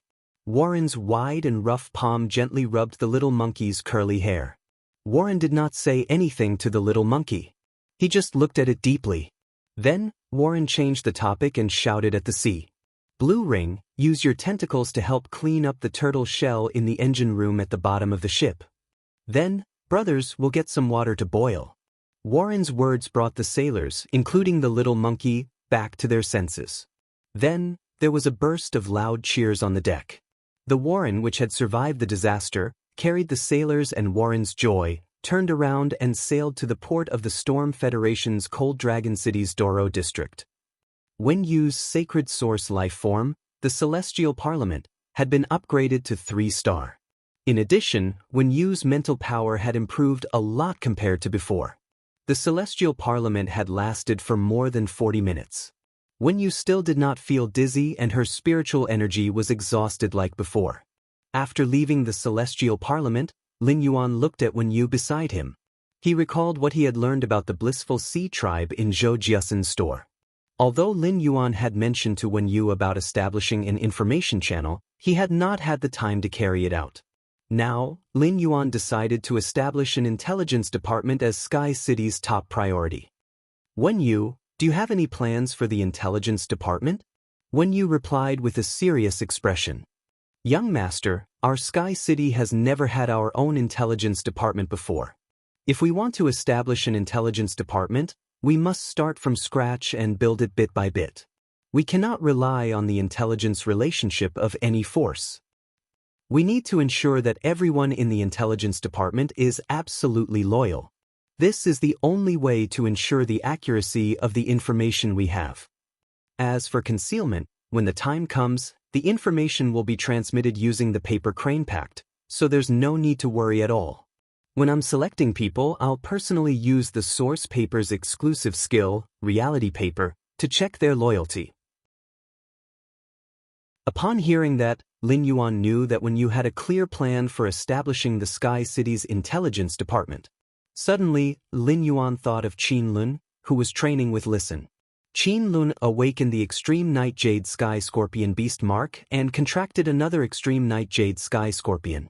He was a natural-born assassin who excelled in covert operations and was very suitable to work in the intelligence department. On this trip to Indigo Azure City, Qin Lun had followed Listen and seen the city.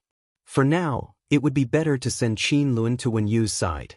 On one hand, it would allow Wen Yu to train Qin Lun. On the other hand, Wen Yu would have an additional helper when she established the intelligence department. The number of white-clothed followers in Sky City was increasing. After those king-class experts became white-clothed followers, none of them revealed their identities to the outside world. It could be said that the concept of white-clothed followers had yet to spread in the main world. Due to the different contracted phase, these white-clothed followers each had their own areas of expertise. When you could choose king-class experts suitable for working in the intelligence department from among these white-clothed followers to build the framework of the intelligence department. When the time comes, communicate with Big Brother Lu to transfer some of the white-clothed followers. This will save you a lot of effort when it comes to recruiting manpower. Upon hearing that, Wen Yu revealed a faint smile on her face.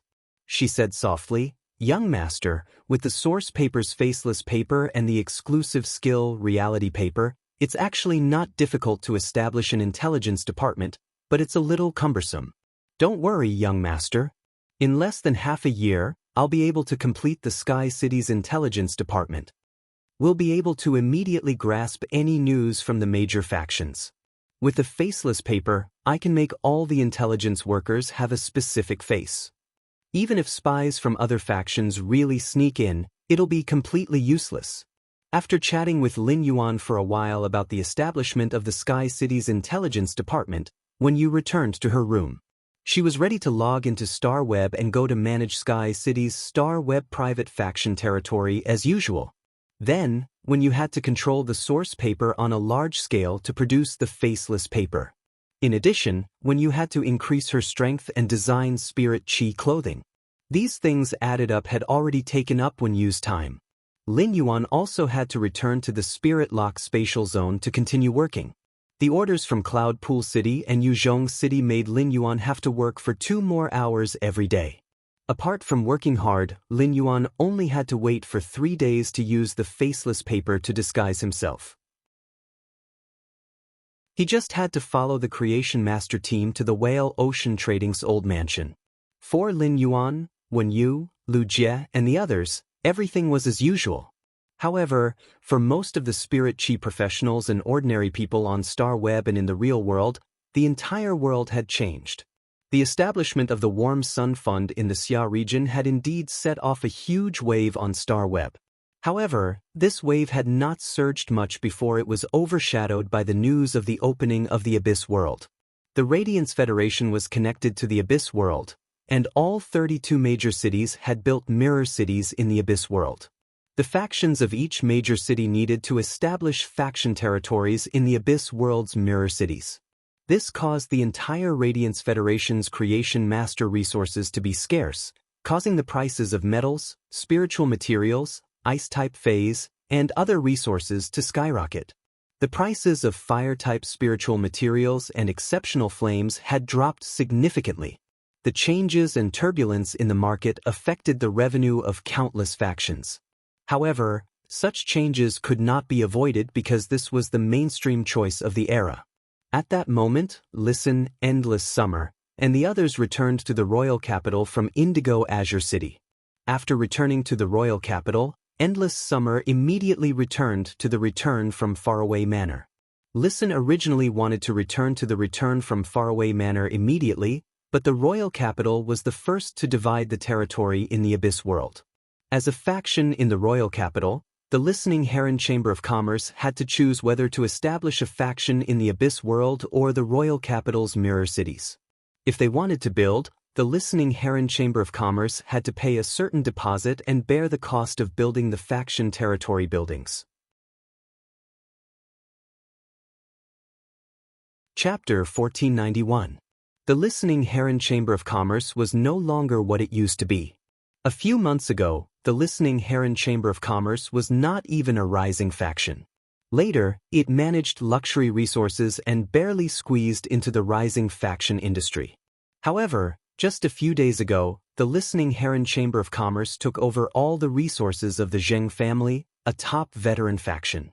The Zheng family's main functions overlapped with the Listening Heron Chamber of Commerce's. The Listening Heron Chamber of Commerce could now be considered a top veteran faction. Although the Listening Heron Chamber of Commerce was in the royal capital and had not changed its address, it was still in the original Xiaobai house. However, in the Abyss world's mirror image royal capital, the Listening Heron Chamber of Commerce could already divide a commercial territory of about 10,000 square meters. The royal capital's construction department had already urged Listen several times. Listen had Lin Yuan's back and could have whatever relationship he wanted. However, he still liked to do things according to the rules because he knew that Lin Yuan was also a person who liked to do things according to the rules.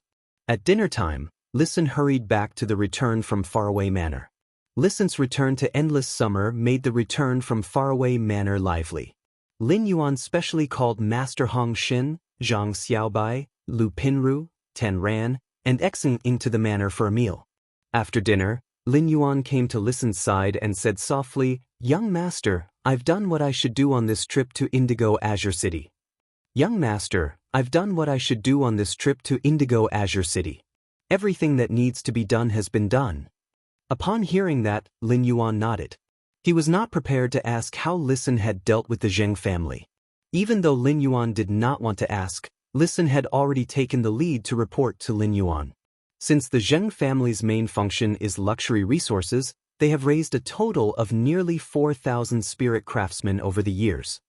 Among these spirit craftsmen, there are 7 Class 4 spirit craftsmen and more than 200 Class 3 spirit craftsmen. Among the remaining 3,700 spirit craftsmen, Class 2 spirit craftsmen account for the majority. In total, the Zheng family's spirit craftsman resources are more than 6 times that of the Heavenly Craft Pavilion. After the Zheng family fell, Zheng Kaiyan immediately controlled these spirit craftsmen and did not let them leave the Zheng family. When I went over, I took over all these spirit craftsmen. As we won these spirit craftsmen through the Blood Oath Extreme Duel, most of these spirit craftsmen subconsciously have a deep hostility towards Sky City. Thus, I feel that these spirit craftsmen can't be used at all. They can only be used to process luxury items. With the labor of these spirit craftsmen, the Listening Heron Chamber of Commerce's transaction scale can quickly rise to another level. With those 7 Class 4 spirit craftsmen and the rare spiritual materials provided by Young Master, the Listening Heron Auction House will definitely be able to build on its original foundation and build its reputation.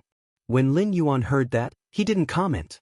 Zheng Kaiyan had already informed Lin Yuan about the thousands of spirit craftsmen in the Zheng family. Since Lin Yuan was lacking spirit craftsmen on his side, he did not even have the intention to attack the Zheng family's thousands of spirit craftsmen. It was because these spirit craftsmen could not be loyal to Sky City. Now that Listen had taken over these thousands of spirit craftsmen and arranged suitable jobs for them, it could be considered making the best use of them. After explaining the Zheng family situation, Listen changed the topic and spoke softly to Lin Yuan. Young master, Zheng Kaiyan is very talented. After I took over the Zheng family's luxury resources, I left the shallow sea resources of Indigo Azure City to Zheng Kaiyan. I'm going to let Zheng Kaiyan develop the shallow sea resources of Indigo Azure City. Indigo Azure City's shallow sea resources are a huge treasure trove. How it develops in the end will depend on Zheng Kaiyan's own abilities. Upon hearing Listen's words, Lin Yuan knew that Listen had let go of his hatred for the Zheng family. Lin Yuan did not reply to Listen. The Zheng family led by Zheng Kaiyan could be considered a property of Sky City. Everything Zheng Kaiyan did was to make money for Sky City. It would be good to let Zheng Kaiyan develop Indigo Azure City's coastal sea resources. If Zheng Kaiyan had the ability to develop Indigo Azure City's shallow coastal sea resources, Lin Yuan didn't mind pointing out a bright path for Zheng Kaiyan to follow Gaofeng. Nurture aquatic phase that were suitable to be raised in the nearshore shallow sea for Gaofeng. Although Lin Yuan did not go out or train in the abyss in the past few days, he had not gone out. However, he was still very interested in the situation in the abyss. Lin Yuan asked Listen, what do you think has changed the most in the Federation with the opening of the abyss world? Upon hearing that, Listen was slightly startled. After careful consideration, Listen answered Lin Yuan's question. Young master, ever since I heard about the opening of the Class 6 Abyss Dimensional Rift, I have been paying attention to the situation in the abyss world. According to my own understanding, the price of metal spiritual materials suitable for the construction of cities in the abyss world is generally 4 times higher than before. The price of ice-type phase that can lower the temperature and change the environment has increased by more than 15 times. The price of heat-resistant plant species phase has also increased by at least 3 times. Apart from that, the biggest change in price is in luxury resources. Currently, the price of luxury resources has doubled, but I think this is just the beginning. I predict that the price of luxury resources will increase at an extremely high rate. In the end, it may rise to more than 4 times the original price. When talking about the increase in the value of luxury resources, Listen's tone was full of excitement.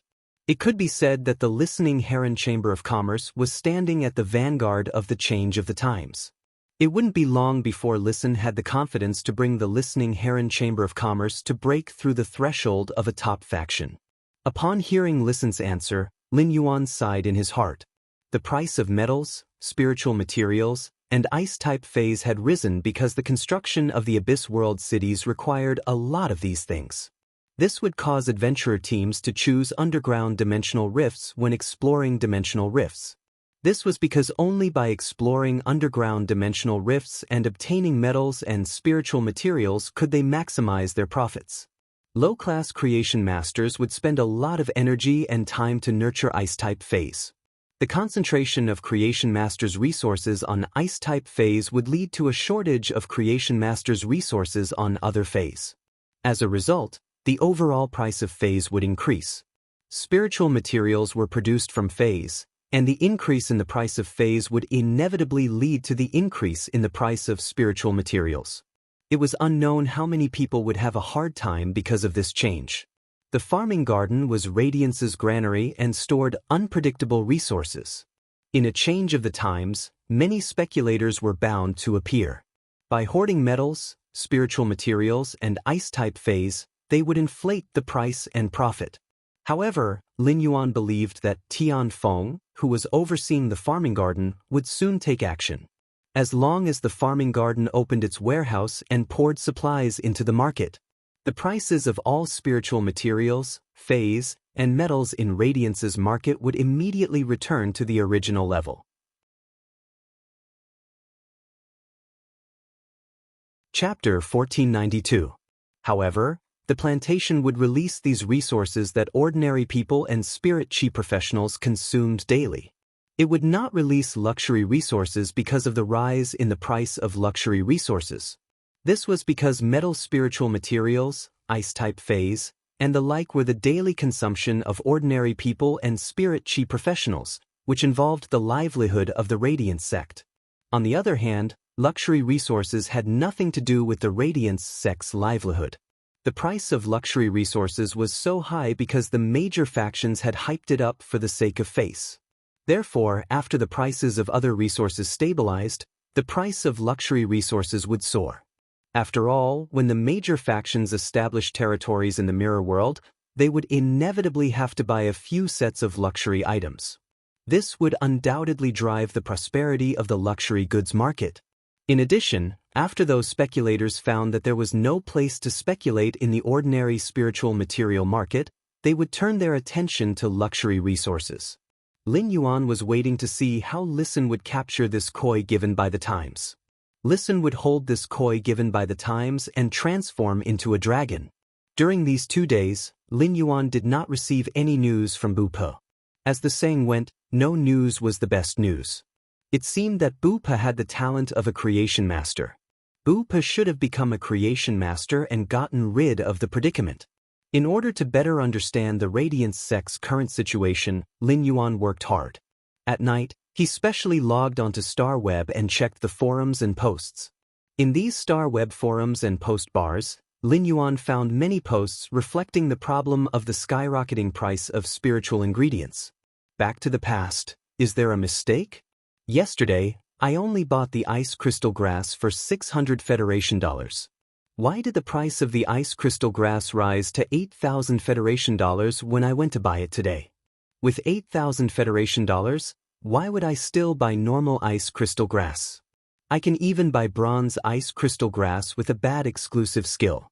Upon seeing the post posted by Back to the Past, Lin Yuan knew that this netizen called Back to the Past did not understand the specific situation. It was reasonable for the ice crystal grass's price to soar, and it would only be higher in the future. However, this price increase of more than 10 times still scared Lin Yuan. Those spirit chi professionals who had affinity with ice-type phase were probably feeling a sense of despair. Even if these Fey professionals had an affinity with ice-type phase and were rather wealthy, they wouldn't be able to do so. Even if the price of ice-type phase increased by more than 10 times, they could still afford to buy ice-type phase. However, the price of the ice-type spirit materials needed to nurture ice-type spirit items would also increase by a dozen times. It could be said that nurturing an ice-type Fey was equivalent to nurturing over 10 other Feys. As for when the price increase would stop, it wasn't something that could be easily changed by a single person or force. Even if Lin Yuan scattered all of Sky City's wealth, he would still be helpless against this market problem that had occurred due to the change of the times. Pouring the wealth of Sky City into the market was like pouring a cup of water into a lake. Lin Yuan continued to check other posts. Shadow of the Cloud Summit. What the hell? My mansion's foundation is already laid, and I have hired the construction team. The materials were originally quoted at 120,000 radiance dollars. How did it become 960,000 radiance dollars in just one day? How am I going to build the mansion now? Chunhua, I'm crying.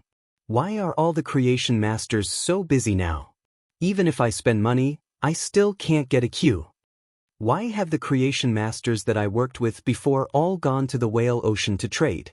Is there anyone who understands the situation? Tell me, why did the Whale Ocean trade look for so many creation masters? Lin Yuan raised his brows slightly. 32 major cities had built mirror cities in the Abyss world. It was reasonable for creation masters to have a shortage of resources. Even if His Majesty Tian Feng released a large amount of resources, it would still only allow the prices of phase, metals, and spiritual materials to return to the original price. It would not be able to effectively allocate creation masters' resources. Even if the Radiance Federation did not open 6 abyss dimensional rifts, the creation masters' resources would not be enough. Now, the Radiance Federation was building mirror cities in the Abyss world. It was the same as cutting the already scarce creation masters' resources by half. It seemed that the Radiance Federation's creation masters' resources would definitely increase in the future. The status of creation masters would also increase with the shortage of creation masters' resources.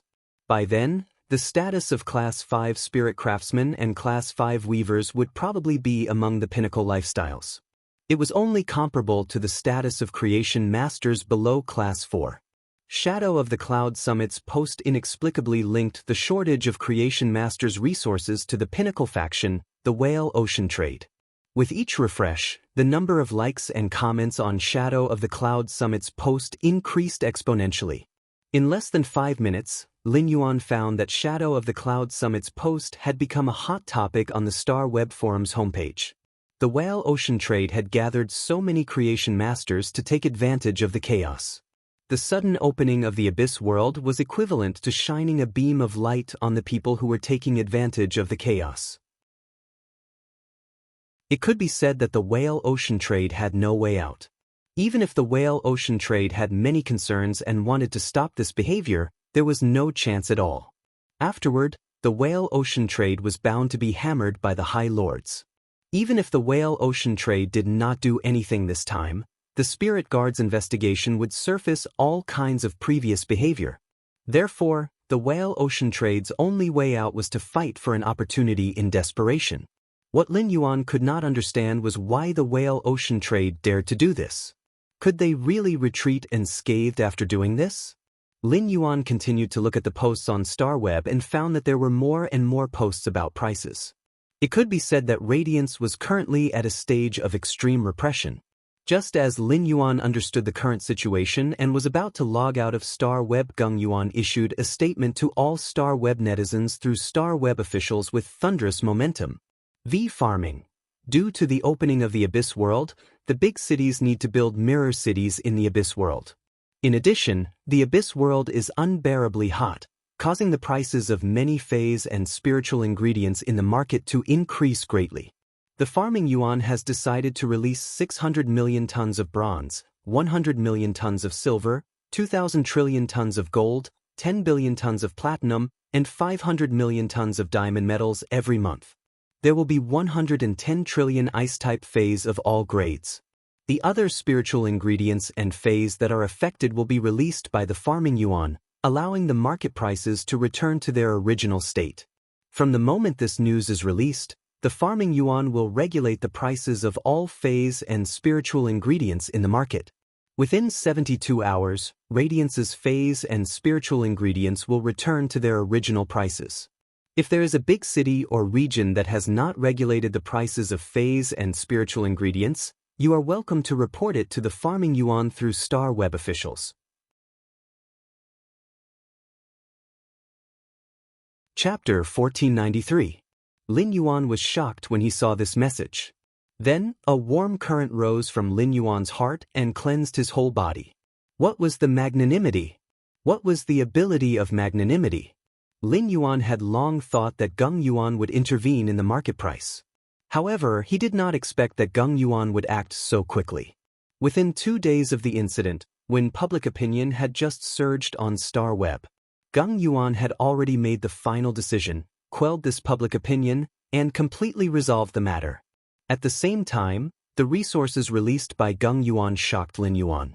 600 million tons of bronze metals, 100 million tons of silver metals, 200 billion tons of gold metals, 10 billion tons of platinum metals, and 500 million tons of diamond metals. What kind of concept was this? What kind of wealth was this? Even 100,000 Class 4 underground dimensional rifts would not be able to produce so many metals and spiritual ingredients. Moreover, the farming garden didn't release this many spiritual materials in total. Instead, she released so many every month. In addition to the metals, there were 110 trillion ice-type phase of all grades. It could almost change the Abyss world's climate within a certain range. Gung Yuan's action this time made Lin Yuan realize that his previous scale was a little small. Lin Yuan had thought of hoarding supplies before, but his hoarding of supplies only stopped at a few hundred soldier rations. He also planted a large number of production and economic plant phase in the swamp world. This method of hoarding supplies could ensure Sky City's self-sufficiency for hundreds of years. However, in the face of such a big change as the change of the times, Sky City's original method of hoarding supplies could not play any key role at all. Lin Yuan felt that it was time for him to expand his scope and broaden his horizons. This would allow Sky City to gather more and faster resources. Lu Jie's Dimensional Light Moth was now at Diamond X/Legend. The Dimensional Light Moth could easily open Class 3 to Class 4 dimensional rifts by gnawing on space. For factions without strength, Class 3 and Class 4 dimensional rifts were nightmares. However, for powerful factions, Class 3 and Class 4 dimensional rifts were treasure troves. The Dimensional Light Moth was the key to open the treasure trove. Lin Yuan did not have many people on hand. If he wanted to rely on the white-clothed followers, it was impossible to mine many dimensional rifts at the same time. However, Lin Yuan grasped the power of faith and had many apostles under him. These apostles would have large amounts of believers and believers in the future. At that time, each of Lin Yuan's apostles would be able to lead their own believers and believers. Multiple resource development teams were formed to collect resources from various Class 3 and Class 4 dimensional rifts. A few hundred stalks of soldier grain radish were obviously not enough. He planned to use the life form still fire produced by the twin red pagoda's main flower to roast these military rations every day. The stems of the ice grain radish that had been split off quickly turned into lignification. Then he split the military grain radish that had been split off. He also established a Fey breeding base in the swamp world. Only in this way could he truly use the resources of the swamp world to accumulate resources. Time flew, and 2 days passed in the blink of an eye. 2 days later, everything related to the people's livelihood in the Huiyao Empire had returned to normal. However, the prices of luxury goods had already shown signs of soaring. The Listening Heron Chamber of Commerce received a large number of orders for custom-made luxury items. However, these orders were all rejected by Listen. Listen was not afraid of offending these forces that had placed orders with the Listening Heron Chamber of Commerce because of his actions. The increase in the prices of luxury goods had little to do with spirit craftsmen. It was mainly because the raw materials used to make luxury goods were more expensive. Therefore, the forces that were rejected by Listen would only come back to the Listening Heron Chamber of Commerce in the future. After all, the Listening Heron Chamber of Commerce had the resources to make luxury goods. This was Listen's greatest trump card in this era. On a green mountain on the outskirts of Dragon Ascending City, there was a pagoda-like palace. This pagoda-like palace had a total of 33 floors. The corners of each floor were carved in the shape of wheat ears. This made the tower look exquisite, but at the same time, it gave people a very down-to-earth feeling. In addition to the wheat ear carvings at the corners of the pagoda, The body of the pagoda was engraved with all kinds of fruits that could be eaten. If a person saw this pagoda when they were hungry, they would probably immediately speed up the secretion of saliva. When they got closer, they saw a large piece of farmland around the pagoda. The farmland was full of the unique heavenly fragrance rice. Legend had it that eating 1 grain of heavenly fragrance rice could make one feel full for 10 days. In addition, it could increase the speed of spiritual power recovery within 10 days. However, all of Hui Yao's majesties knew that the owner of the heavenly fragrance rice was a miser. Therefore, even Hui Yao's majesties rarely had the opportunity to eat the heavenly fragrance rice. A slightly fat and stinky middle-aged man was waving a hoe and digging the furrows between the 2 bunches of heavenly fragrance rice. The wealthy-looking middle-aged man dug with all his might, making the furrows neat and tidy. It was as if he had used a ruler to measure it. At that moment, a young man walked over. Standing on the ground, the young man didn't dare to step on the furrows that the man had just dug. He could only stand at the edge of the fence and shout softly, "Lord Tianfeng, currently, the resources have been completely distributed." After investigation, the supplies everywhere have been restored to their original levels. Upon hearing that, Tianfeng put the hoe aside. He touched the heavy ears of the heavenly fragrance rice with his hand before walking out of the field with satisfaction. As he walked, he said, "The amount of supplies distributed this time is quite a bit different from the shortage reported by the City Guard Division. Cicada cries people have always been cautious. There has never been a situation where there is a difference in supplies. Have you found out the reason?" Upon hearing that, the young man frowned slightly and said in a deep voice, "The reason has been found out. We've already found out the reason. There are 2 reasons for this situation. The first reason is that Indigo Azure City and Raging Wave City's city guards have somehow saved a large amount of their budget. The 2 cities' city guards used this budget to purchase a lot of resources to build a mirror city. When calculating these resources, the 2 cities' city guards forgot to calculate the supplies that they had gathered themselves. It can be considered a mistake of the city guards. The other reason is that Whale Ocean Trade has gathered over 10,000 creation masters and said that they are going to conduct some experiment." Upon hearing that, Tianfeng frowned and shouted, "Nonsense! It has only been 2 days, and the prices have skyrocketed. How much does it have to do with the shortage of over 10,000 creation masters? The reason for such a gap is that Indigo Azure City and Raging Wave City's city guards forgot to calculate the supplies that they have hoarded.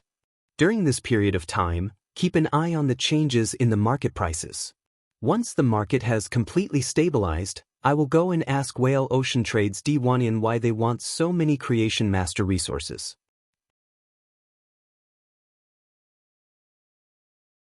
Chapter 1494. The youth could not understand Tianfeng's nonsense for a moment. Was he talking about the 2 city guards of Indigo Azure City and Raging Wave City or the Whale Ocean Trade? Once the 2 city guard captains reported the situation, the matter would be over. However, if the Whale Ocean Trade was reprimanded by Tianfeng, the spirit guards would definitely investigate. However, the Whale Ocean Trading Company had always kept a low profile over the years. Even if the spirit guards investigated, there should not be any major problems. There were still around 10 days before the spiritual ingredients and phase prices completely stabilized. During this period of time, he had to keep a close watch. Otherwise, he would definitely be reprimanded by Tianfeng again. When the youth reported back to work, a trace of doubt emerged in Tianfeng's mind. The opening of the Class 6 Abyss Dimensional Rift was a last-minute decision by all the eminences. Otherwise, according to normal circumstances, the Class 6 Abyss Dimensional Rift's opening would be arranged after the Radiance 100 sequence test. The Whale Ocean Trade definitely did not hire a large number of creation masters because of the news of the Abyss Dimensional Rift's opening. What exactly did the Whale Ocean Trade want to do with so many creation masters? Furthermore, the Imperial Court had restricted all the top factions and did not allow them to use their resources to wantonly affect the market. It would be fine if the Whale Ocean Trade only hired high-class creation masters. If a large number of low-class creation masters were hired by the Whale Ocean Trade, It would affect the economic system maintained by these low-class creation masters. Countless small chambers of commerce and star web stores would be on the verge of collapse because of these low-class creation masters being hired by the whale ocean trade. Tian Feng had a trace of impulse to go to the whale ocean trade to investigate the situation, but he quickly suppressed this impulse. As the eminence, Tian Feng had more important things to do during these 10 days. This was to maintain the stability of the Radiance Sect's economic system. He did not want those ordinary people and spirit chi professionals to be affected by the changes of the times. Soon, it was the day when he signed up for the whale ocean trade experiment as a Class 2 creation master. On this day, Lin Yuan woke up early. He wore an extremely simple gray spirit chi attire and looked out the window. It was a sunny day. However, the clouds in the sky were thick and dense, blocking the bright sunlight. However, under the radiance of the sun, these dense clouds would sooner or later evaporate into drifting clouds and be herded into the sky. As he looked at the thick clouds, Lin Yuan pondered. If his conjecture about the whale ocean trade was correct, then this matter was a huge matter. It was related to Hui Yao's Creation Master Foundation. After encountering Ji Feng and understanding his background and situation, it was hard for Lin Yuan not to speculate about the whale ocean trade's purpose of gathering creation masters. As a top-notch force formed from the three forces should have a very close relationship with each other. Furthermore, the Sea-Sky lineage was the lineage that was in charge of the creation master resources. It was only right that the other two lineages would support it. But Wan Qi's bloodline had killed Hai Tian's bloodline. Even if there was a grudge, if the whale ocean trade wanted to develop, it was impossible for it to lack creation master resources. When Lin Yuan had gone to the Miao family's Beast Creation Garden's main mansion, he had heard Miao He mention it. The number of island whales controlled by the whale ocean trade was constantly increasing.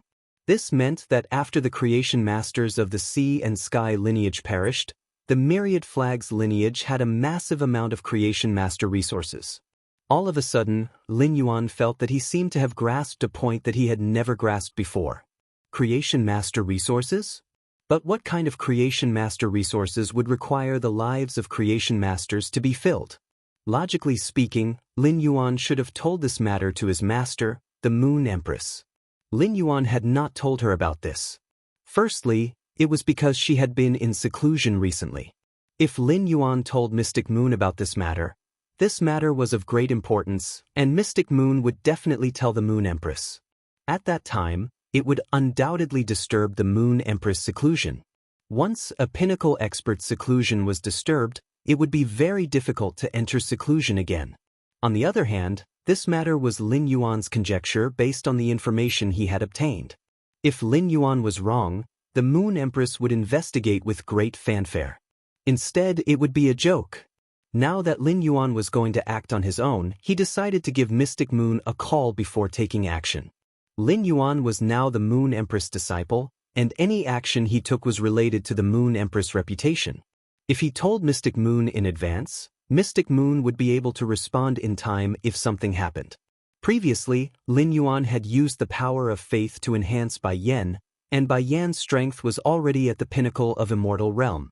Recently, with the explosion of public opinion on Star Web, Lin Yuan's power of faith was nearly twice as powerful as before. With the enhancement of the power of faith, Bai Yan's strength would only be stronger than before. Lin Yuan did not think that there would be an expert stronger than the pinnacle of Immortal Realm Bai Yan in the whale ocean trade. However, nothing was absolute. As the saying went, a gentleman would not stand under a collapsing wall. If there was an Eternal Realm expert hidden in the whale ocean trade, Mystic Moon would be able to intervene. If he informed Mystic Moon in advance, she would be able to intervene. However, when Lin Yuan called Mystic Moon, she did not pick up the call even after the ringtone ended. This made Lin Yuan frown slightly. Previously, when Lin Yuan called Mystic Moon, there had never been such a situation. Every time, the ringtone would ring 3 times, and Mystic Moon would pick up the call. Lin Yuan did not wait for Mystic Moon to call him back. Instead, he gave her another call. When the second ringtone was about to end, Mystic Moon hurriedly picked up the phone. Her tone was apologetic. Your Highness, I'm upgrading Star Web with the two eminences. I didn't bring my cell phone with me. I only knew that Your Highness had called me when my subordinates reported it to me. Mystic Moon knew Lin Yuan very well and knew that he had called her twice in a row. He must have encountered something urgent. Lin Yuan hurriedly asked when he heard that Mystic Moon was upgrading Star Web. Uncle Mystic, how long do you need to upgrade Star Web? Mystic Moon did not hide the truth. Your Highness, thanks to you, my sacred source lifeform's star grade has broken through, and my strength has crossed the threshold. My sacred source lifeform and my main body's spiritual energy make up 1/3 of Star Web. My sacred source lifeform and my main body have both improved, and the Star Web spiritual perception network needs to be upgraded. Since this year's Radiance 100 sequence selection will be held on Star Web, the two eminences and I should be able to upgrade Star Web 10 days before the Radiance 100 sequence selection.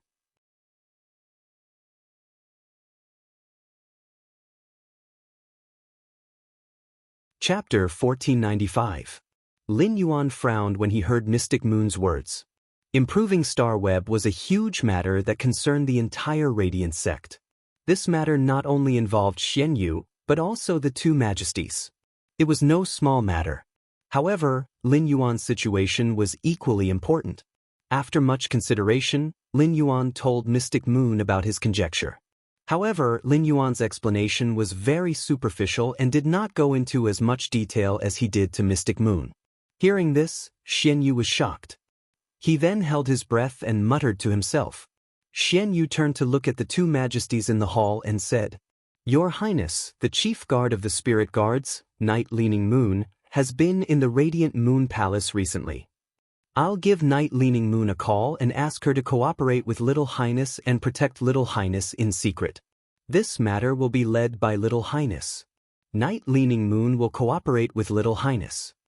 Xian Yu paused for a moment before continuing. Before the Moon Empress went into seclusion, she told young Lord to do whatever he wanted to do. The Moon Empress will always be guarding you from behind. Upon hearing that, Lin Yuan hung up. He was waiting for the chief guard of the spirit guards, Night Leaning Moon, to contact him. The chief guard of the spirit guards, Night Leaning Moon, was Lu Jie's master and not considered an outsider. However, he did not want to involve Lu Jie in this matter. Lu Jie also wanted to fight for the Radiance envoy position. If the guess was wrong, the reputation of the people involved would be tarnished. During the Radiance 100 sequence selection, the damage to one's reputation wouldn't have any impact. However, in the selection of the Radiance envoys, any damage to one's reputation could result in the loss of many votes. Thus, he planned to take responsibility for this matter himself. In less than 5 minutes, his cell phone rang. He picked up his phone and saw that it was an unknown number. His phone rarely rang, and whenever it did, it would be someone he was familiar with. This strange call was most likely from Yi Qing. When Lin Yuan picked up the phone, he heard a hoarse and cold voice. Little Yuan, I'm Night Leaning Moon, a friend of your master. How do you need me to cooperate with you? Just let me know. I'll arrange it. Lin Yuan was slightly startled when he heard that. Lin Yuan wasn't startled because Night Leaning Moon had asked him to make the arrangements. After all, Xian Yu had said that Night Leaning Moon was here to cooperate with him. Lin Yuan was stunned by Night Leaning Moon's introduction of himself. Logically speaking, Night Leaning Moon had no problem introducing herself as the chief guard of the spirit guards and Lu Jie's master. But Night Leaning Moon claimed to be his master's friend. This meant that his master, the Moon Empress, was extremely important in Night Leaning Moon's heart. However, he had heard from Mystic Moon that the Moon Empress rarely interacted with the spirit guards. Since Night Leaning Moon had said that she would fully cooperate with him, he would make arrangements according to his thoughts. Bureau Chief Yi, I will tell you my conjecture. After saying that, Lin Yuan told Night Leaning Moon his conjecture in detail, including what had happened to Ji Feng and the entire Ocean Sky lineage. Upon hearing Lin Yuan's description, Night Leaning Moon, who was on the other end of the phone, was silent for a long time before speaking. Even if the Whale Ocean Trade doesn't plan to do anything with over 10,000 Creation Masters' lives, just killing the Sea Sky clan, the number 1 creation master race, is already a huge crime. Little Yuan, I'll dispatch 5,000 spirit guards to receive you outside the Whale Ocean Trading House after you move out. In addition, I will give you a night jade. If you are attacked, the night jade will form a barrier around you. After Yi Yu is destroyed, I will automatically teleport to Yi Yu's location. Infiltrate the old residence of the Whale Ocean Trading Company. You can explore boldly. There's no need to worry about your safety. Just as the Whale Ocean Trade was gathering creation masters from 32 major cities in the name of experimentation, the creation masters were being recruited on a large scale. Night Leaning Moon had already received the news. Night Leaning Moon did not think that a top faction that had been in the Radiance Federation for decades would have any problems. However, Night Leaning Moon was still prepared to send 2 guard envoys to investigate. However, due to the conflict with the Sea Race, Night Leaning Moon had no choice but to send a large number of guard envoys and spirit guards to the coastal cities. This was to prevent the Sea Race from launching a sudden attack. As a result, there were not many people available in the Imperial City of the Spirit Guards. Night Leaning Moon stayed in the Radiant Moon Palace and corrected the documents that were sent in from various places. The left administrators Wei Ming and the right administrator Yu Zhe were so busy that they couldn't free themselves. Night Leaning Moon was obviously busier than Zui Ming and Yu Zhe. In Night Leaning Moon's opinion, Lin Yuan's conjecture was just wishful thinking. However, Lin Yuan dared to investigate for Hui Yao's future and put himself in danger. Obviously, he already had the qualities to become a Radiance envoy. Night Leaning Moon had been so kind to Lin Yuan at first because of the Moon Empress and Lu Jie's relationship. That was why Night Leaning Moon loved the house and its crow. But now, Night Leaning Moon admired Lin Yuan from the bottom of her heart. Compared to his disciple, who only knew how to protect the Oathkeeper, Lin Yuan's vision was clearly much bigger. Upon hearing that, Lin Yuan's face lit up. Lin Yuan was not afraid that his safety could not be guaranteed, but he was afraid that Bai Yan alone could not protect those 10,000 creation masters. Now that there were more than 5,000 spirit guards to provide support, once a conflict broke out, they would be killed. The spirit guards would immediately head over to receive the 10,000 creation masters.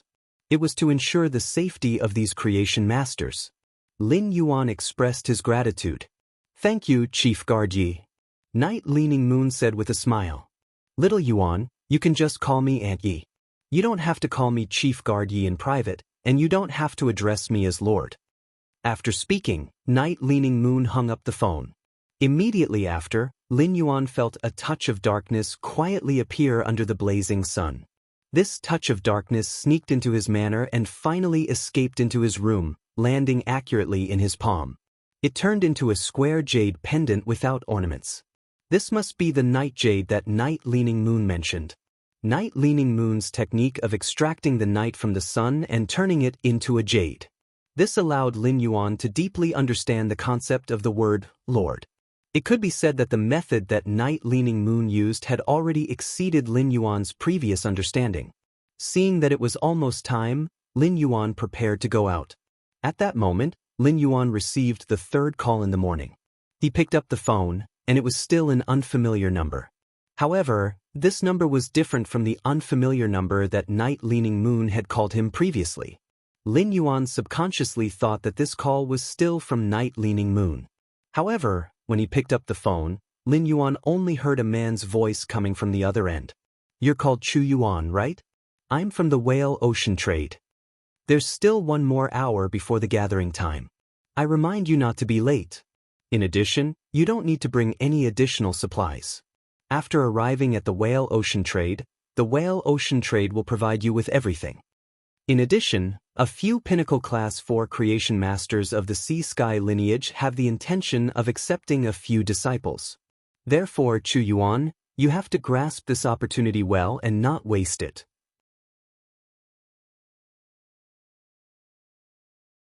Chapter 1496. Upon hearing the man's words, Lin Yuan was so angry that he almost laughed. The purpose of this call was that the Whale Ocean Trading hoped that everyone could come. Thus, they had specially sent an attendant to call to tempt the creation masters. The Sea Sky Lineage's people were all dead, and only Ji Feng was left. The Whale Ocean Trading's people were making a big deal out of the dead people to let these creation masters calm down for a few days. They were still determined to go to the Whale Ocean Trading. There was no need for Lin Yuan to expose this attendant and deal with it. I'll head to the registration point immediately.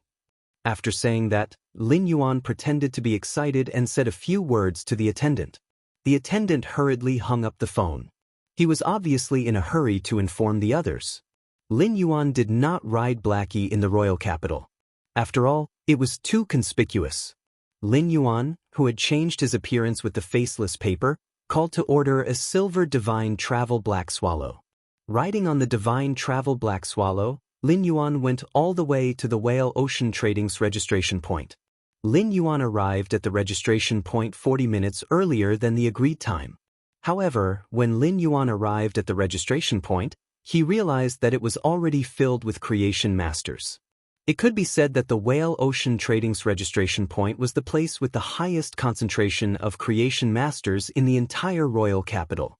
Lin Yuan found that these creation masters were all so excited that their faces were flushed. Some were looking forward to joining the Whale Ocean Trading, while others were looking forward to being chosen by the Sea Sky Lineage's Pinnacle Class 4 creation masters. They might even face some younger and more outstanding creation masters. These creation masters would even have a faint hostility toward each other. They obviously treated each other as competitors. Upon seeing this, Lin Yuan could not help but feel a little upset. At that moment, compared to discovering the Whale Ocean Trading secret, Lin Yuan hoped that everything was just his imagination. However, it was impossible to say that it was all Lin Yuan's imagination. The call from the Whale Ocean Trading's attendant in the morning was already enough to explain the problem to a large extent. Just as Lin Yuan was preparing to check the prices in the surrounding shops while he was waiting, Lin Yuan realized that most of the creation masters were looking at him wherever he looked. This made Lin Yuan a little stunned. Lin Yuan remembered that he had put on the faceless paper and had specially looked in the mirror before leaving. His spirit chi clothes were also very low-key and ordinary. Could it be that an ordinary person could attract attention? How could he look so ordinary? Why are you still staring at me?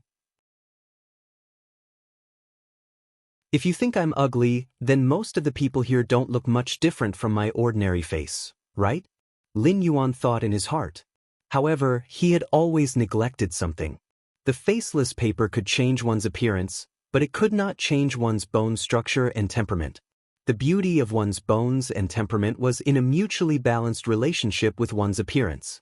A person with good looks is often less conspicuous than a person with average looks, and their bearing is less magnificent.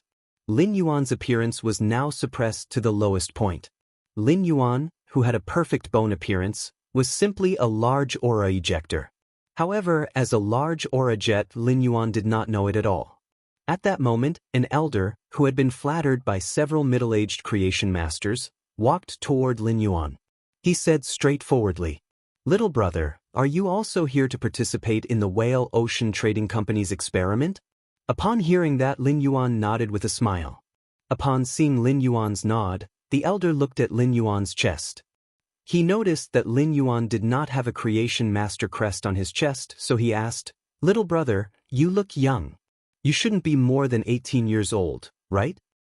Little brother, are you a Class 1 creation master?" Lin Yuan's face focused on the side profile. With such a face shape, even if he was in his 30s or 40s, he would look like a youth in his 20s. As long as his skin did not look old, he would look like a youth in his 20s. It could be said that his face was young, and it had always been very vexing for Lin Yuan. In his original appearance, Lin Yuan, who was just over 18 years old, looked like a 16 or 17-year-old youth. Now that Lin Yuan was wearing the faceless paper, it only changed his facial features and did not change his bone structure. Therefore he still looked young. Upon hearing the elder mention the Creation Master crest, Lin Yuan simply took out his Class 2 Creation Master crest and pinned it on the lapel on his left chest. The Creation Master crest could best show a Creation Master's identity. Given Lin Yuan's current age, if he did not wear the Creation Master crest on his chest, people would definitely ask questions.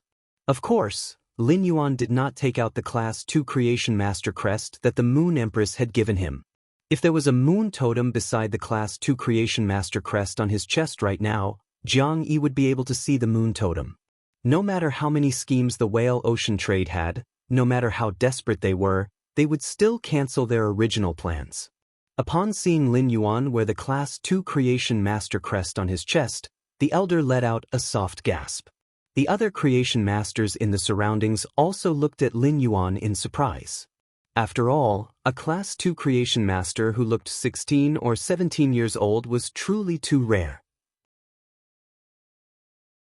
Most likely, only those veteran powers and top powers would be able to nurture such a talented junior.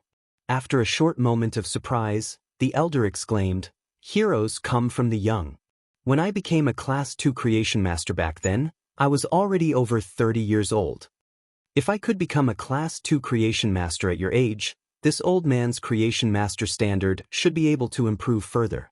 Through the Creation Master crest on the elder's chest, Lin Yuan understood that the elder was a Class 3 Creation Master. If he improved further, he would become a Class 4 Creation Master. Generally, if a Class 2 Creation Master before the age of 20 didn't have any accidents, they would basically be able to become a Class 4 Creation Master at the age of 80. The average age of a Radiance King Class expert was already close to 200 years old. For King Class experts, 80 years old was only the prime of their life.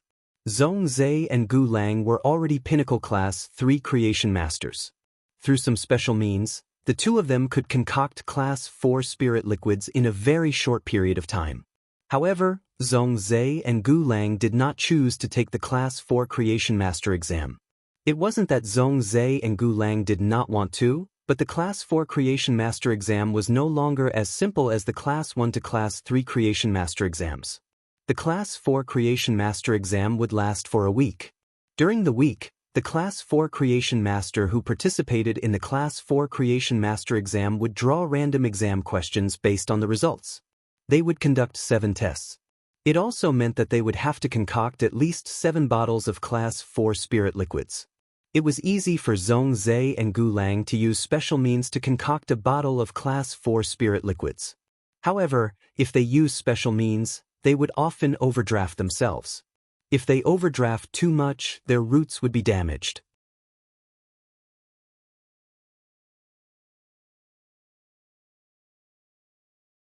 Chapter 1497. Lin Yuan had participated in the All-Star match and was selected as a lucky spectator to challenge the Barbarian Snake Guild Club. He had already shown his face in the entire Radiance Federation. However, no one was able to match Lin Yuan's identity with the Moon Empress disciple. After the Radiance 100 sequence ended, Lin Yuan was confident that Black's limelight would suppress everyone who participated in the Radiance 100 sequence and become the topic of discussion on the Star Web. Black naturally needed an opponent after becoming the topic of discussion. If there wasn't an opponent, this topic wouldn't be able to be dragged and extended. Therefore, Lin Yuan planned to participate in the Class 3 and Class 4 Creation Master exams after the Radiance 100 sequence ended. He immediately went to participate in the Class 3 and Class 4 Creation Master exams and released the news that he had become a Class 4 Creation Master. This way, his two identities could compete with each other on the Star Web. Lin Yuan would also be able to harvest more power of faith. In fact, Lin Yuan's Creation Master abilities weren't strong, and he didn't rely on traditional Creation Master skills. Instead, he relied on his unique body and the Spirit Lock spatial zone. If it was in the past, Lin Yuan wouldn't even dare to participate in the Class 4 Creation Master exams. Even Class 3 Creation Master exams wouldn't dare to casually participate in them. It would be fine if he drew a test to enhance a Bronze or Silver Fae. If he drew a test to evolve a Platinum Fae into a Diamond Fae, it would be very easy for other Class 3 Creation Masters. Lin Yuan wouldn't be able to do it. However, Lin Yuan now had Genius, and Genius could easily handle the content of the Class 4 Creation Master exam. During the process of the exam, due to the special nature of the Creation Master's spirit fluid concoction, no one would supervise it. Lin Yuan might have used a special method, but who could say that Genius and the 100 Questions Beast Legion weren't his own strength? Lin Yuan pinned the Class 2 Creation Master crest on his clothes. Lin Yuan could clearly feel that there were plenty of Creation Masters looking at him with vigilance and faint rejection. It was obvious that they were treating him as a competitor. The old man who had just spoken to Lin Yuan was carefully observing him. According to the spirit chi clothes that Lin Yuan was wearing, the elder was certain that Lin Yuan, a talented Class 2 Creation Master, didn't have any special foundation. Those with foundation wouldn't choose to wear spirit chi clothes that were weaved with bronze sandworm silk. Young brother, there is a high chance that you will be favored by the Sea Sky lineage's leaders during this trade. I might even be accepted as a disciple by the Sea Sky lineage's pinnacle Class 4 Creation Master. The old man's words imperceptibly drew a lot of hatred for Lin Yuan. Of course, compared to jealousy, more Creation Masters envied Lin Yuan. There might be a huge difference in status between Creation Masters and other lifestyle class spirit chi professionals. In the small circle of Creation Masters, the difference in status was even greater. In just a few minutes, a pinnacle Class 4 Creation Master had taken a fancy to him and was praising him profusely. It was enough to prove his strength. This ordinary-looking youth might really catch the eye of a pinnacle Class 4 Creation Master from the Sea Sky lineage and be accepted as a disciple. At the thought of this, many of the 1- and 2-star Creation Masters took the initiative to greet Lin Yuan and build a relationship with him. Not far away, the attendants of the Whale Ocean Trade's 10,000 Banners branch were currently verifying the identities of the customers. Seeing that almost everyone had arrived, the attendant summoned a green elemental substance. The green elemental substance let out a shrill roar. In the end, the roar simulated a human voice. However, the roar simulated by the green elemental substance seemed a little sharp and hoarse. Everyone, get ready. A floating light feather crane will come to pick you up in 3 minutes and bring you to the old mansion. Lin Yuan used Morbius True Data to investigate the green elemental substance. After probing, Lin Yuan found that the green elemental substance was a source-type item source wind. However, this Platinum 3/Fantasy 2 source wind was really trash to nurture. Using modeled wind elements to nurture source wind was simply a waste of a good thing like source wind. However, using source wind to transmit a voice was much more effective than using a loudspeaker to shout. Upon hearing the attendant's words, the Creation Masters no longer chatted with each other.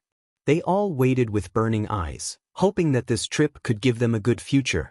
Even if they could not be accepted as disciples by the Sea Sky lineage's Class 4 Creation Masters, it was also good to be able to join the Whale Ocean Trade.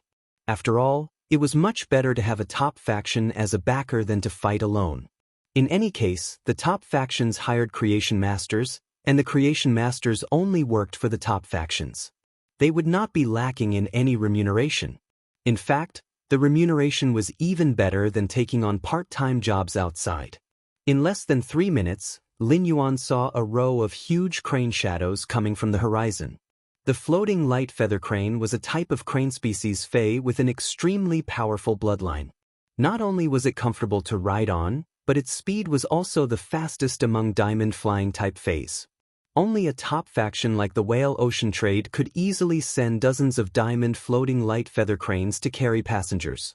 Before Gray had become a favored spirit, it had been a member of the feather crane species like the floating light feather crane. Just this alone was enough to see how precious the floating light feather crane was. The fact that the Whale Ocean Trade was willing to use the floating light feather crane to carry the Creation Masters to the old mansion made many Creation Masters smile. The floating light feather crane was enough to show the Whale Ocean Trade's deep sincerity. After boarding the floating light feather crane, Lin Yuan found that the attendants on the floating light feather crane's back had a very good attitude toward the Creation Masters. The people riding the floating light feather cranes looked at the Creation Masters with calm eyes. Lin Yuan could keenly sense a trace of mockery in those calm eyes. Upon seeing this scene, Lin Yuan thought to himself, "It seems like only a small number of people in the Whale Ocean Trade know about the plan. If a person was used to treating Creation Masters as prey, then no matter how high the Creation Master status was, they wouldn't be able to survive. This person could no longer maintain a trace of respect for Creation Masters. That made sense. The whale ocean trade was a major project that involved the lives and deaths of entire clans. It would be strange if many people knew about it. Perhaps only the higher-ups of the forces would know about it. Since the person controlling the drifting light feather crane was clearly aware of the situation, Lin Yuan simply walked forward, intending to probe for information through this person's mouth. As a result, when Lin Yuan walked closer, before Lin Yuan could speak, this person spoke first. Before I came, the family head gave me a mission. Our whale ocean trading company's experiment is of great importance.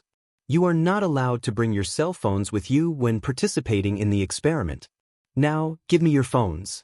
After the experiment is over, I will return them to you.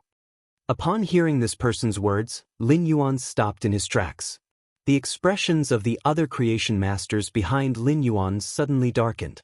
Cell phones were personal items that involved personal privacy. Even an ordinary person would feel conflicted when their cell phone was taken away. Moreover, the ones who had their cell phones taken away were a group of creation masters who were usually aloof.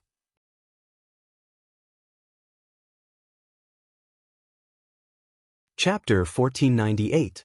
However, Lin Yuan knew that if he did not hand over the cell phone, this person would not let it go. The whale ocean trade would never allow the creation masters who participated in the experiment to leak the information. When the man had turned around, Lin Yuan had felt a sense of pressure. He had also felt this pressure from Duan He and Ji Feng.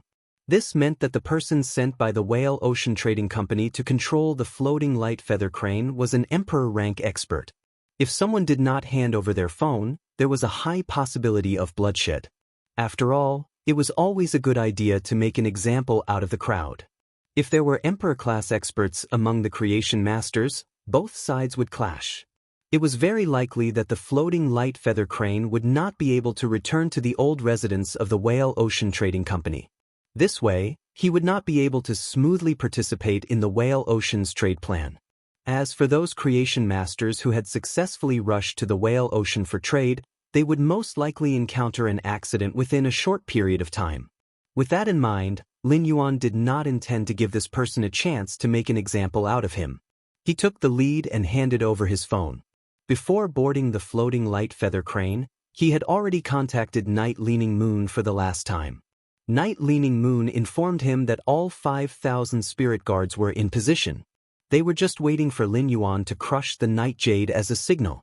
Everyone had a herd mentality. As the leader, Lin Yuan was the first to hand over the cell phone. The other creation masters who weren't willing to resist had also handed over their cell phones. More than half of the creation masters who were unwilling to hand over their cell phones had already handed over their cell phones. Thus, he no longer persisted. Soon, all the creation masters on the back of the floating light feather crane handed over their cell phones. The other floating light feather cranes did not have a leader like Lin Yuan. The process of collecting the phones was not going smoothly, and some of them had already gotten into conflict. However, they were still in midair and had yet to reach the old residence of the whale ocean trading company. Creation masters could summon phase to escape.